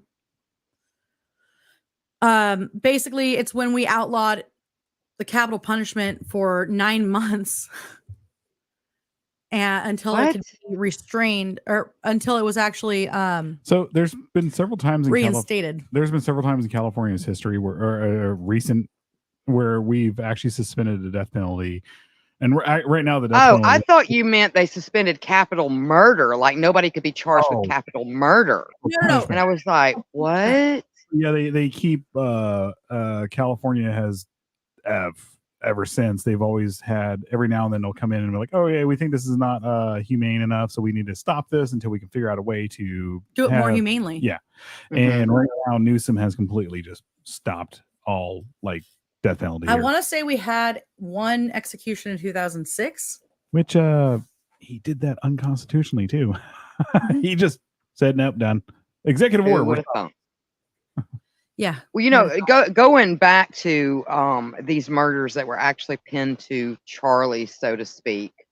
I've got to say this, and I've got to agree with Hexus when he was talking about, and I know we were joking, but that Manson lived in the moment.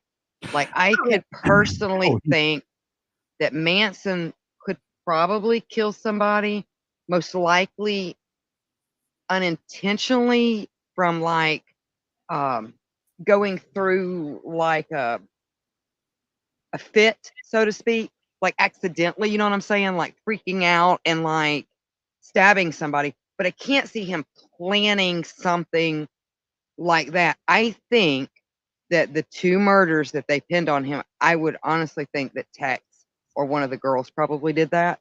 But they had to pin something on him because they knew eventually down the line, being that he wasn't a directly involved with the murders themselves, he would eventually get like a retrial or something and would get off. Like there would be some organization out there that would fight for his rights because he wasn't technically involved, you know, with the actual murder. So they had to pin something on him, is what I think. I think honestly, the most they could have got out of him was maybe at the most, maybe 20 years. And that is actually a good stint in prison for what he did, because he did influence people to kill, but he didn't do any of it. Exactly. Yeah. Right. Yeah. The whole living in the moment thing. Yeah. We are joking around about it, but a lot of people who are insane the way he is, the way crazy they are, it's more like a frenzy. You know what I'm saying? Like a momentary frenzy. Yeah. Exactly. To where he, rather than saying, okay, I'm going to rob this man and then I'm going to kill him.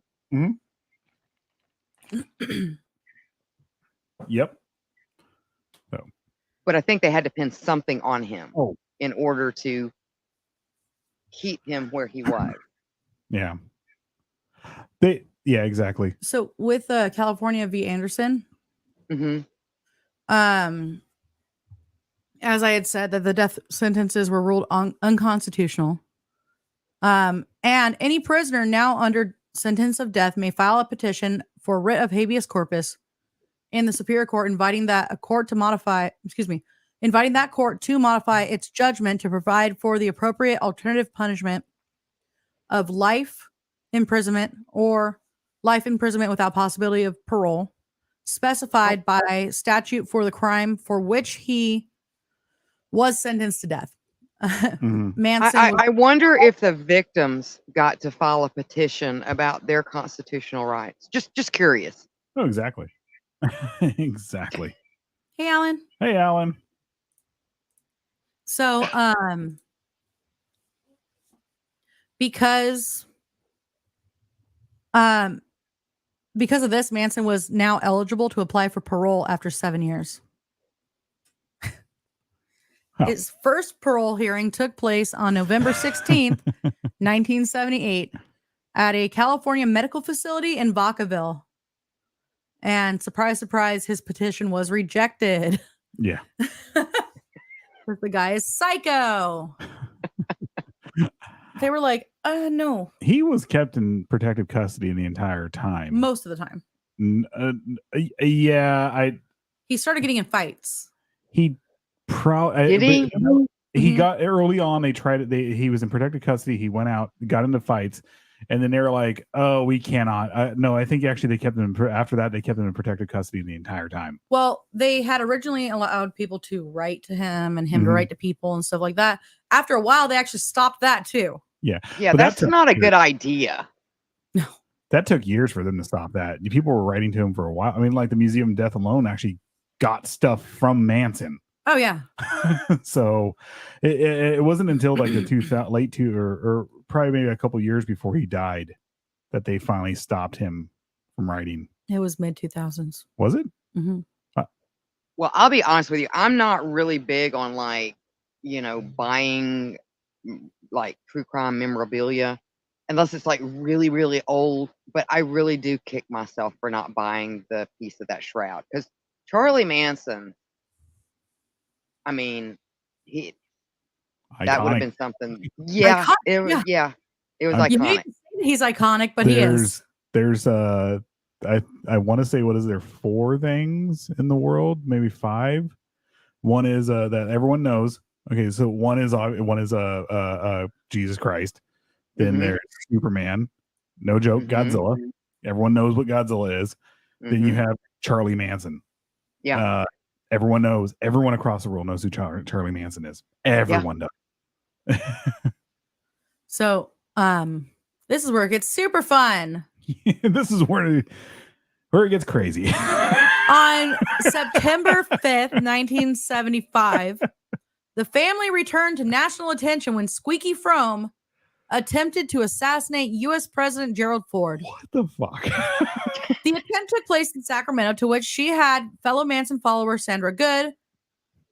To which she and the other follower, Sandra Good, had moved to so that they could be closer to Manson while he was incarcerated at Folsom Prison. Look, this president was all about the Federal Reserve. There was no way you're getting near him. Like, I'm like Kennedy. I'm kidding. A subsequent search of the apartment shared by Fromme and Good and another family member turned up evidence that, coupled with later actions on the part of Good, resulted in Good's conviction for conspiracy to send threatening communications through the U.S. Mail Service for transmitting death threats by way of interstate commerce. The threats involved corporate executives and U.S. government officials, vis-a-vis supposed environmental declaration on their part. Okay. So Fromme was sentenced to 15 years to life, becoming the first person sentenced under United States Code Title 18, Chapter 84 from 1965, which made it a federal crime to attempt to assassinate the President of the United States. Wait. Excuse me? I thought that was already against the law. Shouldn't that? Yeah. I mean, that was, I thought it was, so it wasn't treason until 1965? Apparently not. And wasn't Kennedy assassinated? That's because none of them actually lived. I mean, look at Oswald and, That's true. I mean, well, actually, technically, I mean, Kennedy wasn't the first president to be assassinated here, guys. I mean, There was another one. Yeah. Oh yeah, but he was killed too, I thought. You think after Lincoln died? Yeah, but he was killed too. Yeah. Wasn't he? Yeah. Yep. And then his brother actually performed the play on Lincoln on the anniversary of Lincoln's death. About a year later. What did what was John Wilkes Booth? What did he say again when he assassinated Lincoln? I can't remember. That just popped in my head. I know it was something. I was thinking Civis Pacem Parabellum, but that's if you want peace, go to war, prepare for war. But it was something along the lines. I can't remember it. It's crazy. It like popped right in my. Oh, you're finding it right now. What is it? He said something. I'm sure he did say a lot of things. Sic semper tyrannis. There you go. Thus always to tyrants. Yep. Aha. Aha. I was gonna say the only Latin I really can think of is what's written on my wrist. So when they were saying they were talking in Latin, I was like, I only have a little bit of Latin on my body. Iehu domine, domine hurexuin. Smash. Monty Python. So we're getting there. We're almost done. So in December of 1987, Frome, serving a life sentence for the assassination attempt, escaped briefly from federal prison camp. Wait. They put in her Alderson, West Virginia. They put her at a prison camp. Yep. She was trying to reach Manson because she heard that he had testicular cancer. Oh, he didn't. She was apprehended within days. She was released on parole from the Federal Medical Center in Carswell on August 14th, 2009. Oh, I remember that. Is she? Yep. So in the 80s, Manson gave 4 interviews to the mainstream media. The first recorded at the California Medical Facility and aired on June 13th, 1981. Was by Tom Snyder for NBC's The Tomorrow Show. The second recorded was at San Quentin and aired on March 7th, 1986, which was by Charlie Rose for CBS News Night Watch. And it won the National News Emmy Award for Best Interview in 1987. Because he got through it. Right? He made it an hour with Manson. Wait. They glued him to the chair. The third one was Gerardo Rivera. Couldn't say his name. Gerardo. Why can't I say his name? You say it. Geraldo. Thank you. Geraldo. It's not his real name anyway. Yeah, I can't say it apparently. It's not letting me say it. So in 1988, Geraldo Rivera was part of had interviewed him as part of the journalist's primetime special on Satanism. What? Geraldo was really big into all that satanic panic stuff. I remember all that. And He liked to spur that forward. Like, how would you make a correlation with this between this and Satanism? It's not even. It was just him being crazy on peyote. Yeah. You know, he just stopped working for them like this year. Who? Geraldo? Yes, Geraldo Rivera. I know I can say his damn name. I have to really focus on it. I just like saying Geraldo because I don't like him. Yeah, I'm not a fan of his, but there were some pretty cool interviews. There were. He did. Okay, he was a good journalist, but not. Until he went looking for the vault of Al Capone. Yeah. Which, by the way, it actually says right here. The mystery of Al Capone's vault. That was 4 hours of absolutely nothing. Oh, yeah, totally. It was worse than Oak Island. Didn't he go after like his ghost too or something like that? It was like waiting for it to show up, or Bonnie and Clyde's ghost to show up or something? I don't know. At least on Oak Island, they will find a coin here or there. Geraldo found absolutely nothing. Yeah. There. I mean, at least with Oak Island, I'm going in there watching this going, they're not going to find shit. But hey, they do find, like you said, they find a coin. But whatever. They find a coin every now and then. And if they don't, I still get to watch them dig stuff up in Oak Island. This is cool. It's annoying. I forgot about this. He played himself in My Name Is Earl. I remember that. I forgot about that, but I do remember it. At least he was a good sport. Wait, what? He pissed our military off. Yeah, he's done stuff like that a lot. Yeah. So I'll just bring this up right here. It's talking about so Alan said prior to the assassination of Abraham Lincoln in 1865, it wasn't important to what? To later after what? I'm sorry. The assassination of President Lincoln. Okay, so what he's saying is that they after Abraham Lincoln was assassinated, they started to kind of loosely put together, assign people to watch the president's back, basically.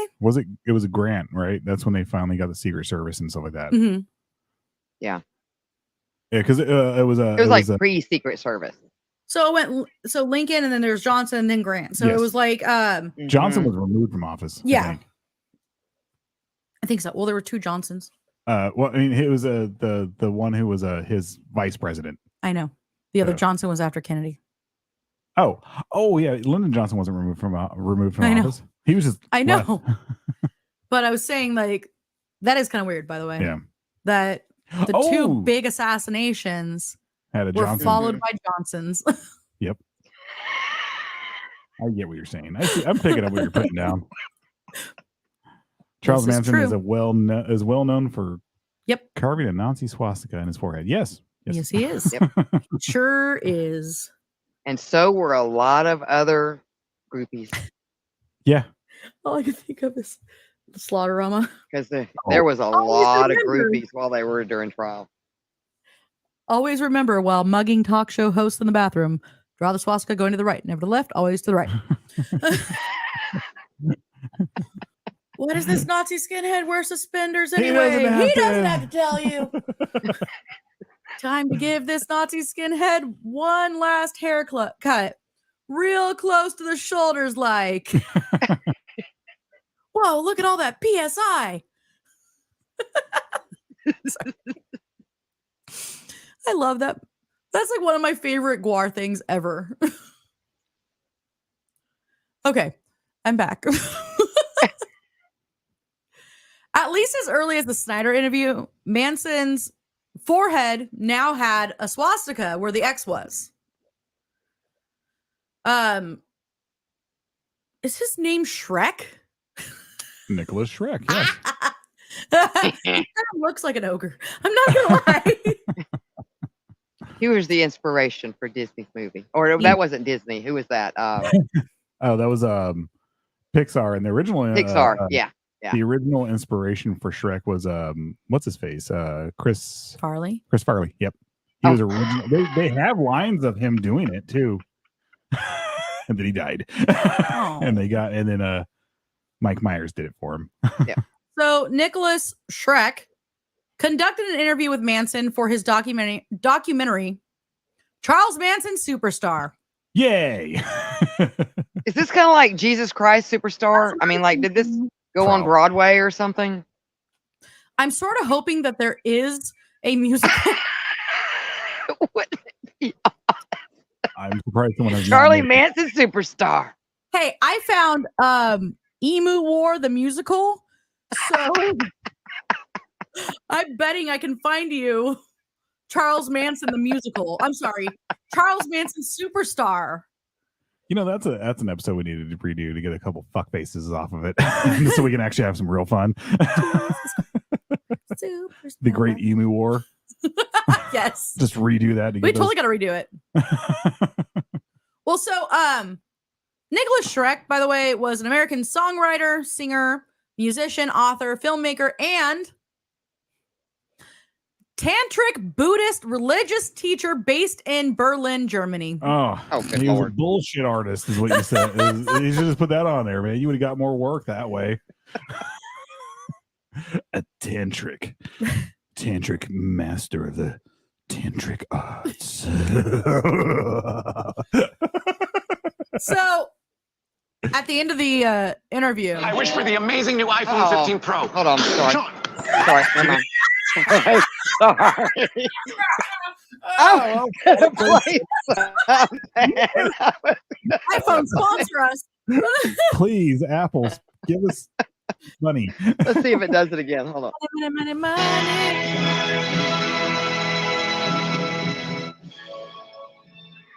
Oh.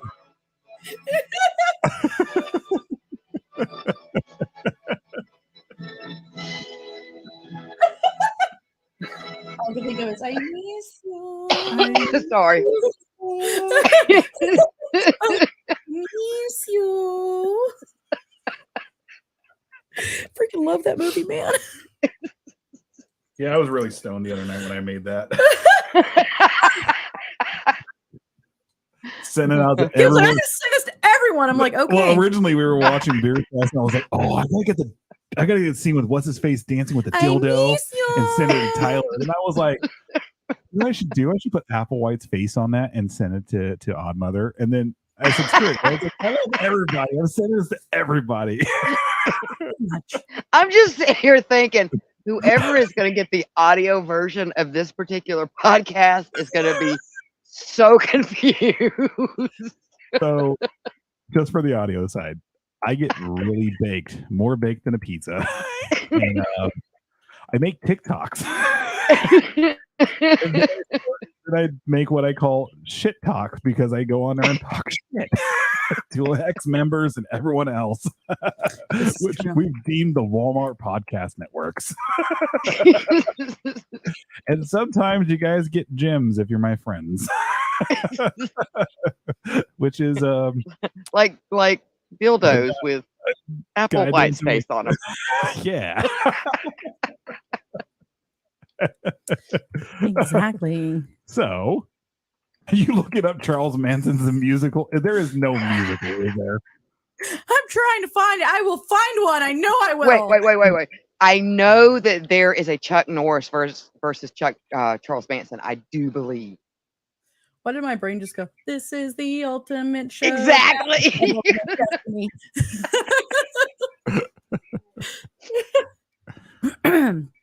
Okay, here we go. Let's get back into this shit. We're almost there. We got I see 2017. That's the end right there. On September, I'm sorry. So Shrek concluded that Manson was not insane, but merely acting that way out of frustration. Well, I think he was halfway. He's a loon. He was halfway there. He was acting out on purpose, but it wasn't frustration. It was attention. Mm-hmm.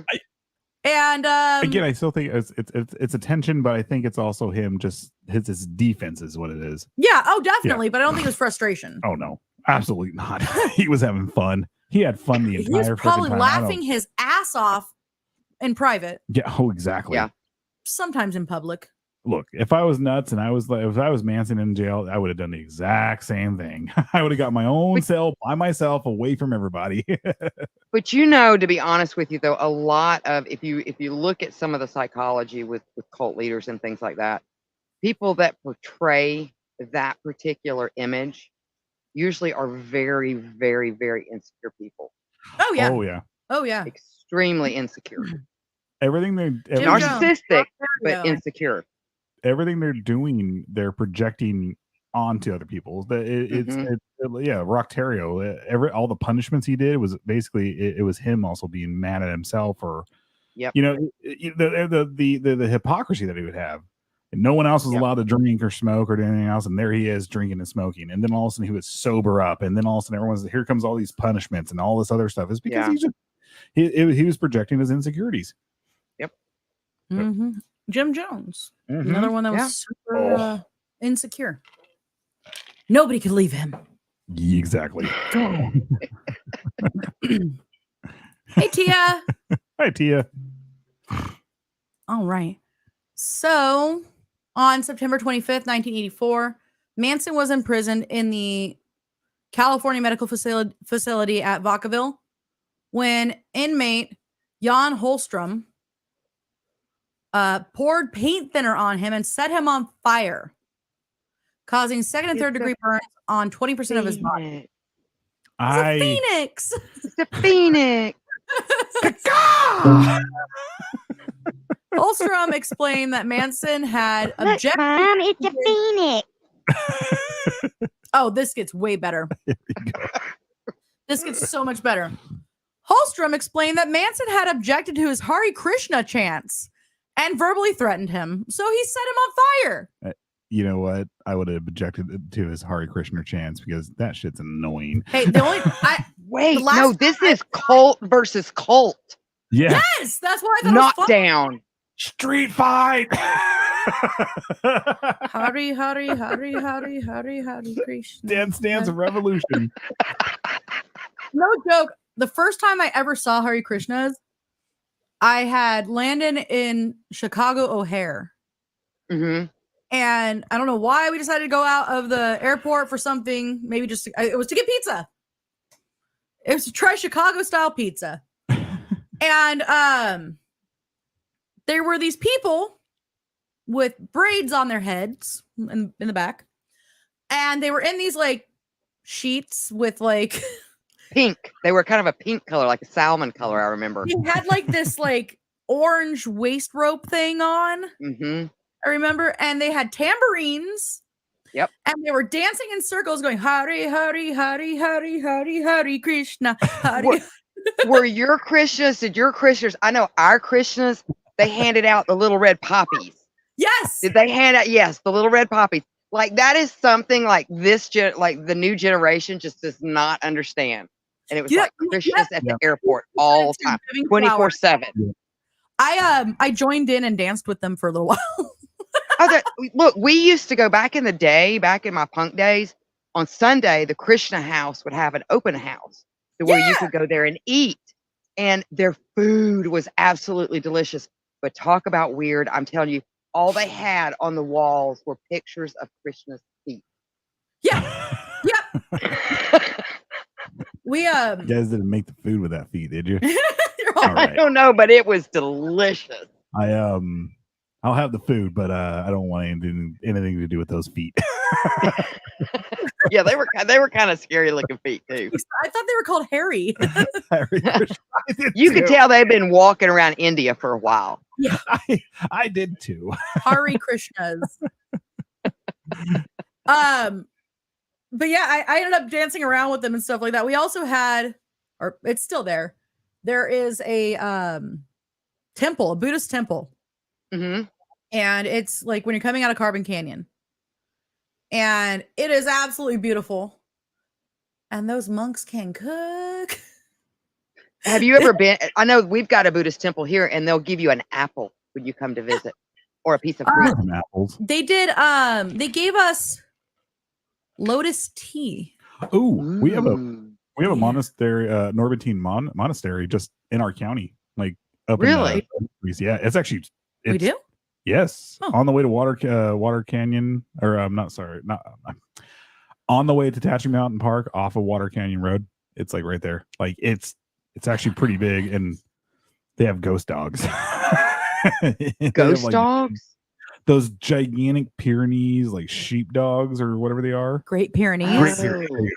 And they just roam free. Like the camp spot up there is only like a half mile away from it. So when you're camping, you suddenly end up with a freaking. And they're the nicest dogs ever too. Like they will sit there and you can pet them and hang out with them and everything like that. They literally just roam the countryside right there, and they come back to the monastery at night. I have a question. Does the monastery Oh, I'm sorry. Go ahead. Why have you never taken me there? I need to pet all these dogs. Well, I have taken you to up to that's where Carl. Okay, that was different. That's a little different. Babe, I have look, seriously. I have taken you up there I'm a talking couple about times. The temple. You can't go to the temple. I don't think. I have never tried. Oh, it's not open. They don't have any kind of like open. It's usually open. No, I'm sorry. It is open. I've never tried to go to the temple. Oh, that's what I'm saying. But Why haven't we gone? Because you literally don't have to go to the temple to see the dogs. You just go camping, I would and the like to dogs go to come the up there. Because you temple. go in and you never come out. I want to go to the And temple. there's two It's actually they're it actually would really be books? nice. What? 2 books. There were 2 books. I was going to say priest- now there's 2 extra dogs. the priest has come to the campground a couple times when I was there, and My dogs. he was super nice too, like very nice man. And his sorry, Go ahead. no, go ahead. I'm done. She said there's 2 extra dogs, and I was thinking about just throwing Freya out there. Have fun. Yep. Be greedy. All right, I'm so we mean. are at 2 hours. We need to finish this. Oh, really? We have enough time. Oh, we do. I don't gotta be up until like 9 o'clock in the morning. I ain't got to go nowhere tomorrow, but you know, I think probably with people listening to us are like, got to go to work in the morning. So, after 1989, Manson was housed in the protective housing unit at Corcoran. Yep. The unit housed inmates whose safety would be endangered by general population housing. He had also been housed in San Quentin, California Medical Facility, and Folsom Prison, and Pelican Bay Prison. In June of 1997, a prison disciplinary committee found that Manson had been trafficking drugs.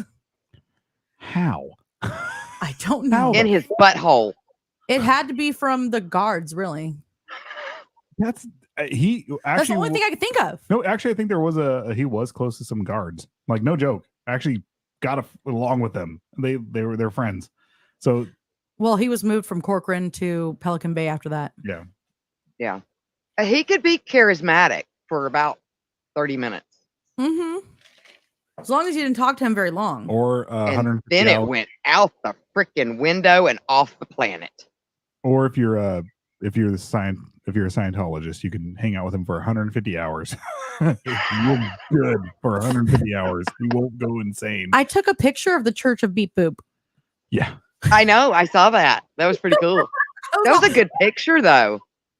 I was in a parking lot and I even zoomed in. I was like, yeah. The new location of the Museum of Death is actually so the original location was around a corner on Hollywood Boulevard, and it's near closer where Skid Row is. Well, this one is around the corner from that, where it's actually nicer area, and the way the hills are right there, like you can actually see the Church of Scientology. You can see all these other gigantic buildings that you normally couldn't. And it was actually rad. I was like, babe, we need to take some pictures right now. So we did. Yeah, that's cool. That's very cool. So yeah, it was like right across from Trejo's Cantina, which we were gonna go to, and then there was a banh mi place. Yeah. So I wanted that. I love banh mi. Yeah. And they put foie gras on it, which was actually good. I don't know what that is, but it sounds delicious. Duck livers. Goose liver. Goose liver, sorry. Oh, that. It's actually really good. It was. It's actually really good. It's not. Remember that meme of how you prepare liver? No, see, I love liver, so. I know, but we've had this discussion a million times. The way I prepare liver is I take it outside and throw it in the garbage can. I'll eat calf's liver, but not frickin' or cow's liver. Sorry, I'll eat that, but not poultry. Not poultry livers. It's gross. Look, the only thing that you guys have talked me into eating is tongue. Now I will try some of Akia's linguine. What? Lingua. Lingua. Okay, lingua. I will try that. Well, what did I say? I was like, we haven't released those videos yet, mother. What? I'll have to go look. Alan said there's nothing like getting fresh crack out of Charlie Manson's ass. Crack from crack. Crack from crack. Do you think it was like a Pez dispenser, like with how tiny he was? Like you just opened his back up and like the crack came up his butt and up his crack and popped out like Pez. On September 5th, 2007. MSNBC aired The Mind of Manson, a complete version of the 1987 interview at California's San Quentin State Prison. The footage of the unshackled, unapologetic, and unruly Manson had been considered so unbelievable that only 7 minutes of it had originally been broadcasted on Today, for which it had been recorded. Did he smear poo-poo on the walls this time? They're like, we're done. No more. And he was like watching Tommy. In 2009, LA disc jockey Matthew Roberts released correspondence and other evidence indicating that he might be Manson's biological son. I remember this. Roberts, whose biological mother claims she was a member of the Manson family who left in the mid 1967. After being raped by Manson, she returned to her parents' home to complete the pregnancy, gave birth on March 22nd, 1968, and then put Roberts up for adoption. Well, CNN I'm going to tell you, I watched some of the beginning of the trial, and there were a lot of babies there that looked a lot like Manson. Oh, wow. This actually says that CNN actually conducted a DNA test between Matthew Roberts and Manson's known biological grandson, Jason Freeman, in 2012, showing that Roberts and Freeman did not share DNA. Roberts subsequently attempted to establish that Manson was his father through a direct DNA test, which provided definitively that they were not related.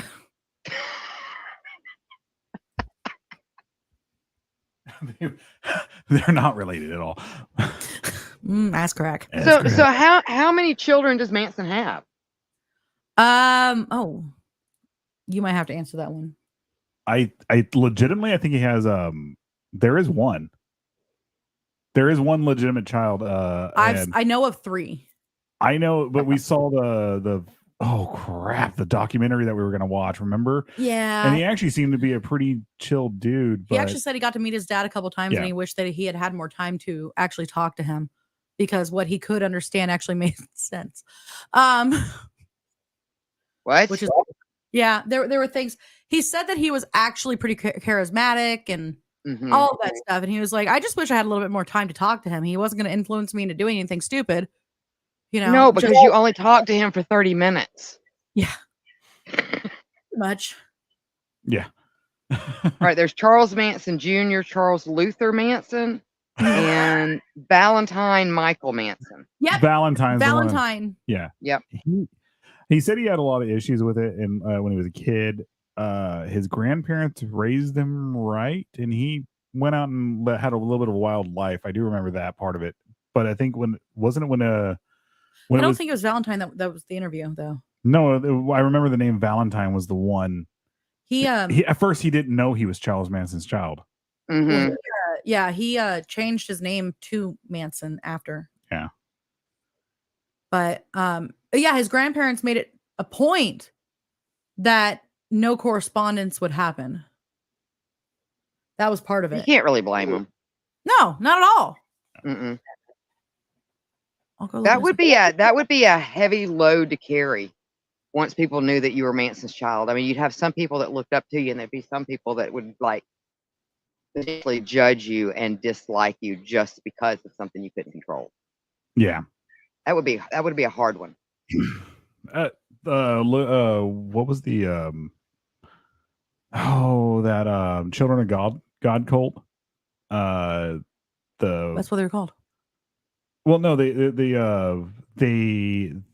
kid that got out and then ended up going later on, and his mother, who he committed acts of incest with him, with the grandfather who was the main guy of the cult.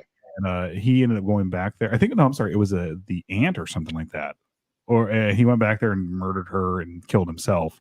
He couldn't get away from it, like ever turn it off. And this is one of those hard things where people, like children who are, when their parents were like cult leaders and stuff like that, it's once it's found out, they can't turn it off. It's done. Like people send them everything. Well, and that's like a lot of like children of some of the notorious like SS officers. Mm-hmm. You know, that's just something that you'll never be able to shed that. Oh yeah.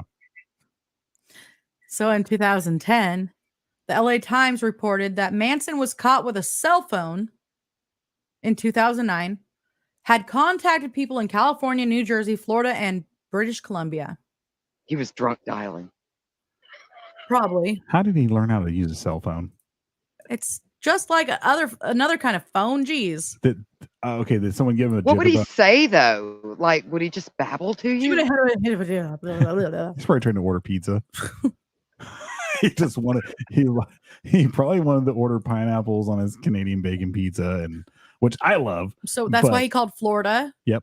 And New Jersey, but also because of British Columbia. But you got to make it a border to border with pineapple, so you get the jalapenos too here in Cali. Yeah, but if you're gonna do that, you might as well get a Centennial pizza with the which is a meat lovers pizza. And you add pineapple and jalapenos to it, and it's just even better. Or you just do. He wanted lots of shrooms on his. He probably did. So, why New Jersey? Meh. I don't know. I know some people that I don't like in Jersey and Florida. We know one person. Yeah, no. He's terrible. It taints the whole place. He just can't read. If he could only read good, that'd be great. Come on, Dom, just read good once. Just once, read good for us. So, a spokesperson for the California Department of Corrections stated that it was not known if Manson had used the cell phone for criminal purposes. Seriously. Well, he wasn't supposed to have a phone in prison. So it was all criminal purposes. It was criminal from the start. See, I'm truly hoping he was just random dialing and like babbling it at people. I would have loved to have got one of those phone calls. When did Star Trek come out again? 60-something, early 60s, wasn't it? Something like that. Okay, so he probably thought it was a Star Trek communicator because it was probably a flip phone. Being it was 2010, there was no way it was an iPhone. I mean, it just came out. He didn't have it. It was a flip phone, and he thought it was a Star Trek. And he was sitting there going, "I am so glad these jumpsuits are orange. I'm so glad we're getting teleported and not red." He probably was calm as shit talking about all that stuff too. Guys, we're getting teleported out here. We're good. Manson also recorded an album of acoustic pop songs. Yeah. With additional production by Henry Rollins. What? Wait, mm-hmm. It was titled Completion. There were only 5 copies pressed, and 2 of them belonged to Rollins. You see another reason why I get mad at Rollins? Yeah. You ass. He just wants to make everybody jealous. That's how much he loves vinyls and records. Mm-hmm. And for him to do this isn't he doesn't show anybody this. You know that. I'm sorry. I love Henry Rollins. I don't hate him. I do too. But I was like, fuck you, dude, for thinking about this and having the resources to do this. Oh, wait. The other 3 are presumed to have been with Manson, so there's probably only 2 left. Well, he does have 3 sons. Good old Rollins, man. He just pulled a fast one. There's only 2. That's all he ever recorded. The album remains unreleased. Damn it. In 2014, the imprisoned Manson became engaged to a 26-year-old named Afton Elaine Burton and obtained a marriage license on November 7th. Manson gave Burton the nickname Star. She had been visiting him in prison for at least 9 years and maintained several websites that proclaimed his innocence.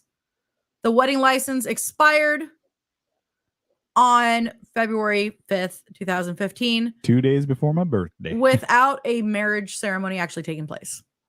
Did he get laid at least? I don't know. I don't think he did.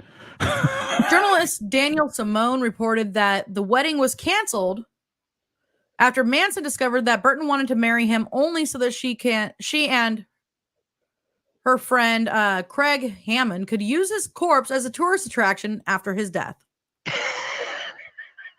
I'm going to tell you, I'm not going to lie. I had a feeling it was going to have something to do with his estate. Now, I did not see that coming. But yeah, I had a feeling it had something to do with his estate because his estate has got to be worth something. Oh yeah. All that stuff went somewhere. I mean, some of it's at the Museum of Death. But someone else thought it out, and I get what he was saying there, but he just said it wrong. But so, according to Simone, Manson believed that he would never die and may simply have used the possibility of marriage as a way to encourage Burton and Hammond to continue visiting him and bringing him gifts. Burton said on her website that the reason that the marriage did not take place was merely logistical. Manson had an infection that had been in prison in a medical facility for 2 months. Chlamydia, reoccurring chlamydia. She said that she still hoped that the marriage would take place. And marriage license renewed, all that stuff. So we're trying to get through all this, guys. We're at the last of it right now. Illness and death. Actually, we're on this part right here. Oh, sorry. So on April 11th, 2012, Manson was denied release on his 12th parole hearing, which he did not attend. Fuck this. After his March 27th, 1997 parole hearing, Manson refused to attend any of his later hearings. The panel at the hearing noted that Manson had a history of controlling behavior and mental illness issues, including schizophrenia, paranoid delusional disorder, and was too great a danger to be released. The panel also noted that Manson had received 108 rule violation reports, had no indication of remorse, no insight into the causative factors of the crimes, lacking understanding of the magnitude of the crimes, had an exceptional callous disregard for human suffering, and no parole plans. Yep. At the April 11th, 2012 parole hearing, it was determined that Manson would not be reconsidered for parole for another 15 years, which would be 2027. Oh, wow. He would have been 92 if he made it to that. If he would have made it to that, I bet you they probably would have released him at 92. Maybe. I think they would have. Because they would have had to have put him under some kind of protective custody, though. Like he would have had to disappear somewhere. Oh yeah. Oh yeah, safe house, definitely. Halfway house, safe house somewhere. Like, because that age, if they make it to that, usually they're like, okay, go die somewhere else. So there'd be people literally coming and cutting his clothes off and cutting his hair and everything out. Like, you know what I'm saying? He'd be so taken advantage of. Yeah. Oh yeah. Well, according to a recent reanalysis of Manson's psychological state, researchers now suggest that he may have been misdiagnosed as schizophrenic. What they used to do, schizophrenia back in like the 60s, it was like an all-encompassing. It was a general term they just put out there. They really didn't understand it until was about the 80s or something like that, or late 70s. After they triggered it in a lot of people with LSD. Yeah, they did. Yeah. That's pretty much what it was. But I don't think he was schizophrenic at all. No, it actually says that they think that he was bipolar with psychopathy. That's actually accurate. That makes sense. That makes sense. The manic moments and all that stuff. Bipolar, BPD, one of those things. The psychopathy. Something like that. Oh yeah. Here we go. We're here. On January 1st, we have arrived. Manson was being held at Corcoran Prison when he was rushed to Mercy Hospital in downtown Bakersfield. I told you it was Mercy. I knew it was Mercy. I never argued with you on that. I'm kidding with you. Because he had gastrointestinal bleeding. Ooh. A source told the LA Times that Manson was very ill, and TMZ reported that his doctors considered him too weak for surgery that would normally be performed in such case. He was returned to prison on January 6th, and the nature of his treatment was not disclosed. On November 15th, 2017, an unauthorized source said that Manson had returned to the hospital in Bakersfield, but the California Department of Corrections and Rehabilitation did not confirm this in conformity with state and federal medical privacy laws.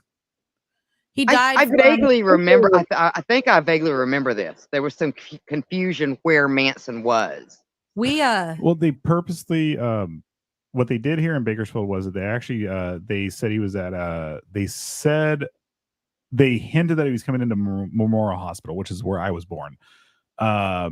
Then took him to Mercy. They took him to Mercy, but then they kept saying that he was over. So there's several. There's Mercy, then there's Mercy Southwest, and there's also San Joaquin Hospital. This 7-day Adventist. Because this went on for like 48 hours, like back and forth for like 2 days before we actually found out he died. He was actually here for a couple weeks. Was he? Okay. Yes, he was. I'm trying to say something. Oh, sorry. We had just started going out when this all happened. Yeah. We just started talking, really. But he died before you and I think we just barely met, but he died like a couple days before that. And babe, we started talking in September. Yeah, we did. But before we started talking online in September, and we actually met right after Thanksgiving. I'm sorry, we met Halloween, right before Halloween. That's when we actually met in person. And then Manson was, like I said, Manson was here for a while. Yeah. And he ended up, they like I said, they moved, they said they were moving him or whatever, but they didn't want people crowding the hospital is what it was. Oh, yeah. But the funny part was because they wouldn't say where he was or anything like that, every Mercy hospital started getting crowded, like outside. Oh, there's only 2 of them. So. But you know what I mean? Well, but I do remember, like, there was like, everybody was like talking about it. Where is he? Is he alive? Is he dead? You know, nobody really knew. No, he's okay. He's been sitting back. Once he finally died, that's when they did release where body was at. But I want to. No, I'm sorry. They from Mercy is where then they sent him off to wherever his remains are now. So, well, he died from cardiac arrest resulting from respiratory failure brought on by colon cancer at the hospital on November 19th. Oh wow, 2017.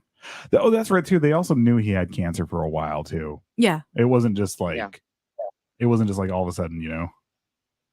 So 3 people claimed or stated their intention to claim Manson's estate and body. Manson's grandson, Jason Freeman, stated his intent to take possession of Manson's remains and personal effects. Manson's pen pal, Michael Channels, claimed to have a Manson will dated February 14, 2002, which left Manson's entire estate and his body to him. Manson's friend, Ben Gorecki, claimed to have Manson's will that was dated January 2017, which gives the estate and Manson's body to Matthew Roberts, another alleged son of Manson. In 2012, CNN ran a DNA match to see if Freeman and Roberts were related to each other and found that they were not. According to CNN, 2 prior attempts to DNA match Roberts with genetic materials from Manson failed, but the results were reportedly contaminated. On March 12th, 2018, the Kern County Superior Court in California decided in favor of Freeman in regard to Manson's body. Freeman had Manson cremated on March 20th, 2018. There you go. That's it. We are done. That was a good one. Like, I knew that this was going to be long, like this whole series, because there is so much. You know, we could have. I was trying to figure out how to tackle it, and I was like, okay, we're either going to take it all out at once at the start of October and let this be the first 3 episodes, or we were going to piece it off, you know. And I was like, no, let's get it all done, because it's what the hell. Oh, it's ice. My eyes just crumbled inside the thing. But yeah, I was like, the long ones are they're the hard ones for us, but this one needed to be done all at once. Yeah, like all at once. So it was hard. Yep. So it was, and kudos to you for dealing with us. Manson's one of those topics that I'm surprised we had never covered, even from the start of PBDC. You know, it was just one of those things. Not fully, not like we did these last 3 episodes. Yeah. Ready? What's cool? Oh, wait. Always forever. Is one. You can cite yourself for your father. front. It's time to talk time from behind you. The illusion has been just a dream. The valley of death and I'll find you. Now is when on a sunshine beam. So bring on the young perfection, for their life will surely be. No cold, pain, fear, or hunger. You can't see, you can't see, you can't see. That So laugh creepy. in there. That laugh. Yeah. So we're done. We're out. All right. 2 weeks we'll be back. It is going to be a gory episode. It's going to be a fun episode. It's going to be on the 24th. No, Yep. wait. Yeah. 26th. Okay, let's figure that out later. And then I'm covering for you guys tomorrow night. Tomorrow night, yes. Friday the 13th. Friday we'll the We be- are 13th. going to Dark Harvest Yep. in Garden Grove. Fun. We're going to see Mr. Giggles. Mr. Giggles. We're going to hang out. We're going to be there. And That's going to Harry be a lot of fun. Yep. Harry yeah. Krishnas. Harry Krishnas. Thank you. All right, guys. All right, guys. Bye. See you in 2 weeks.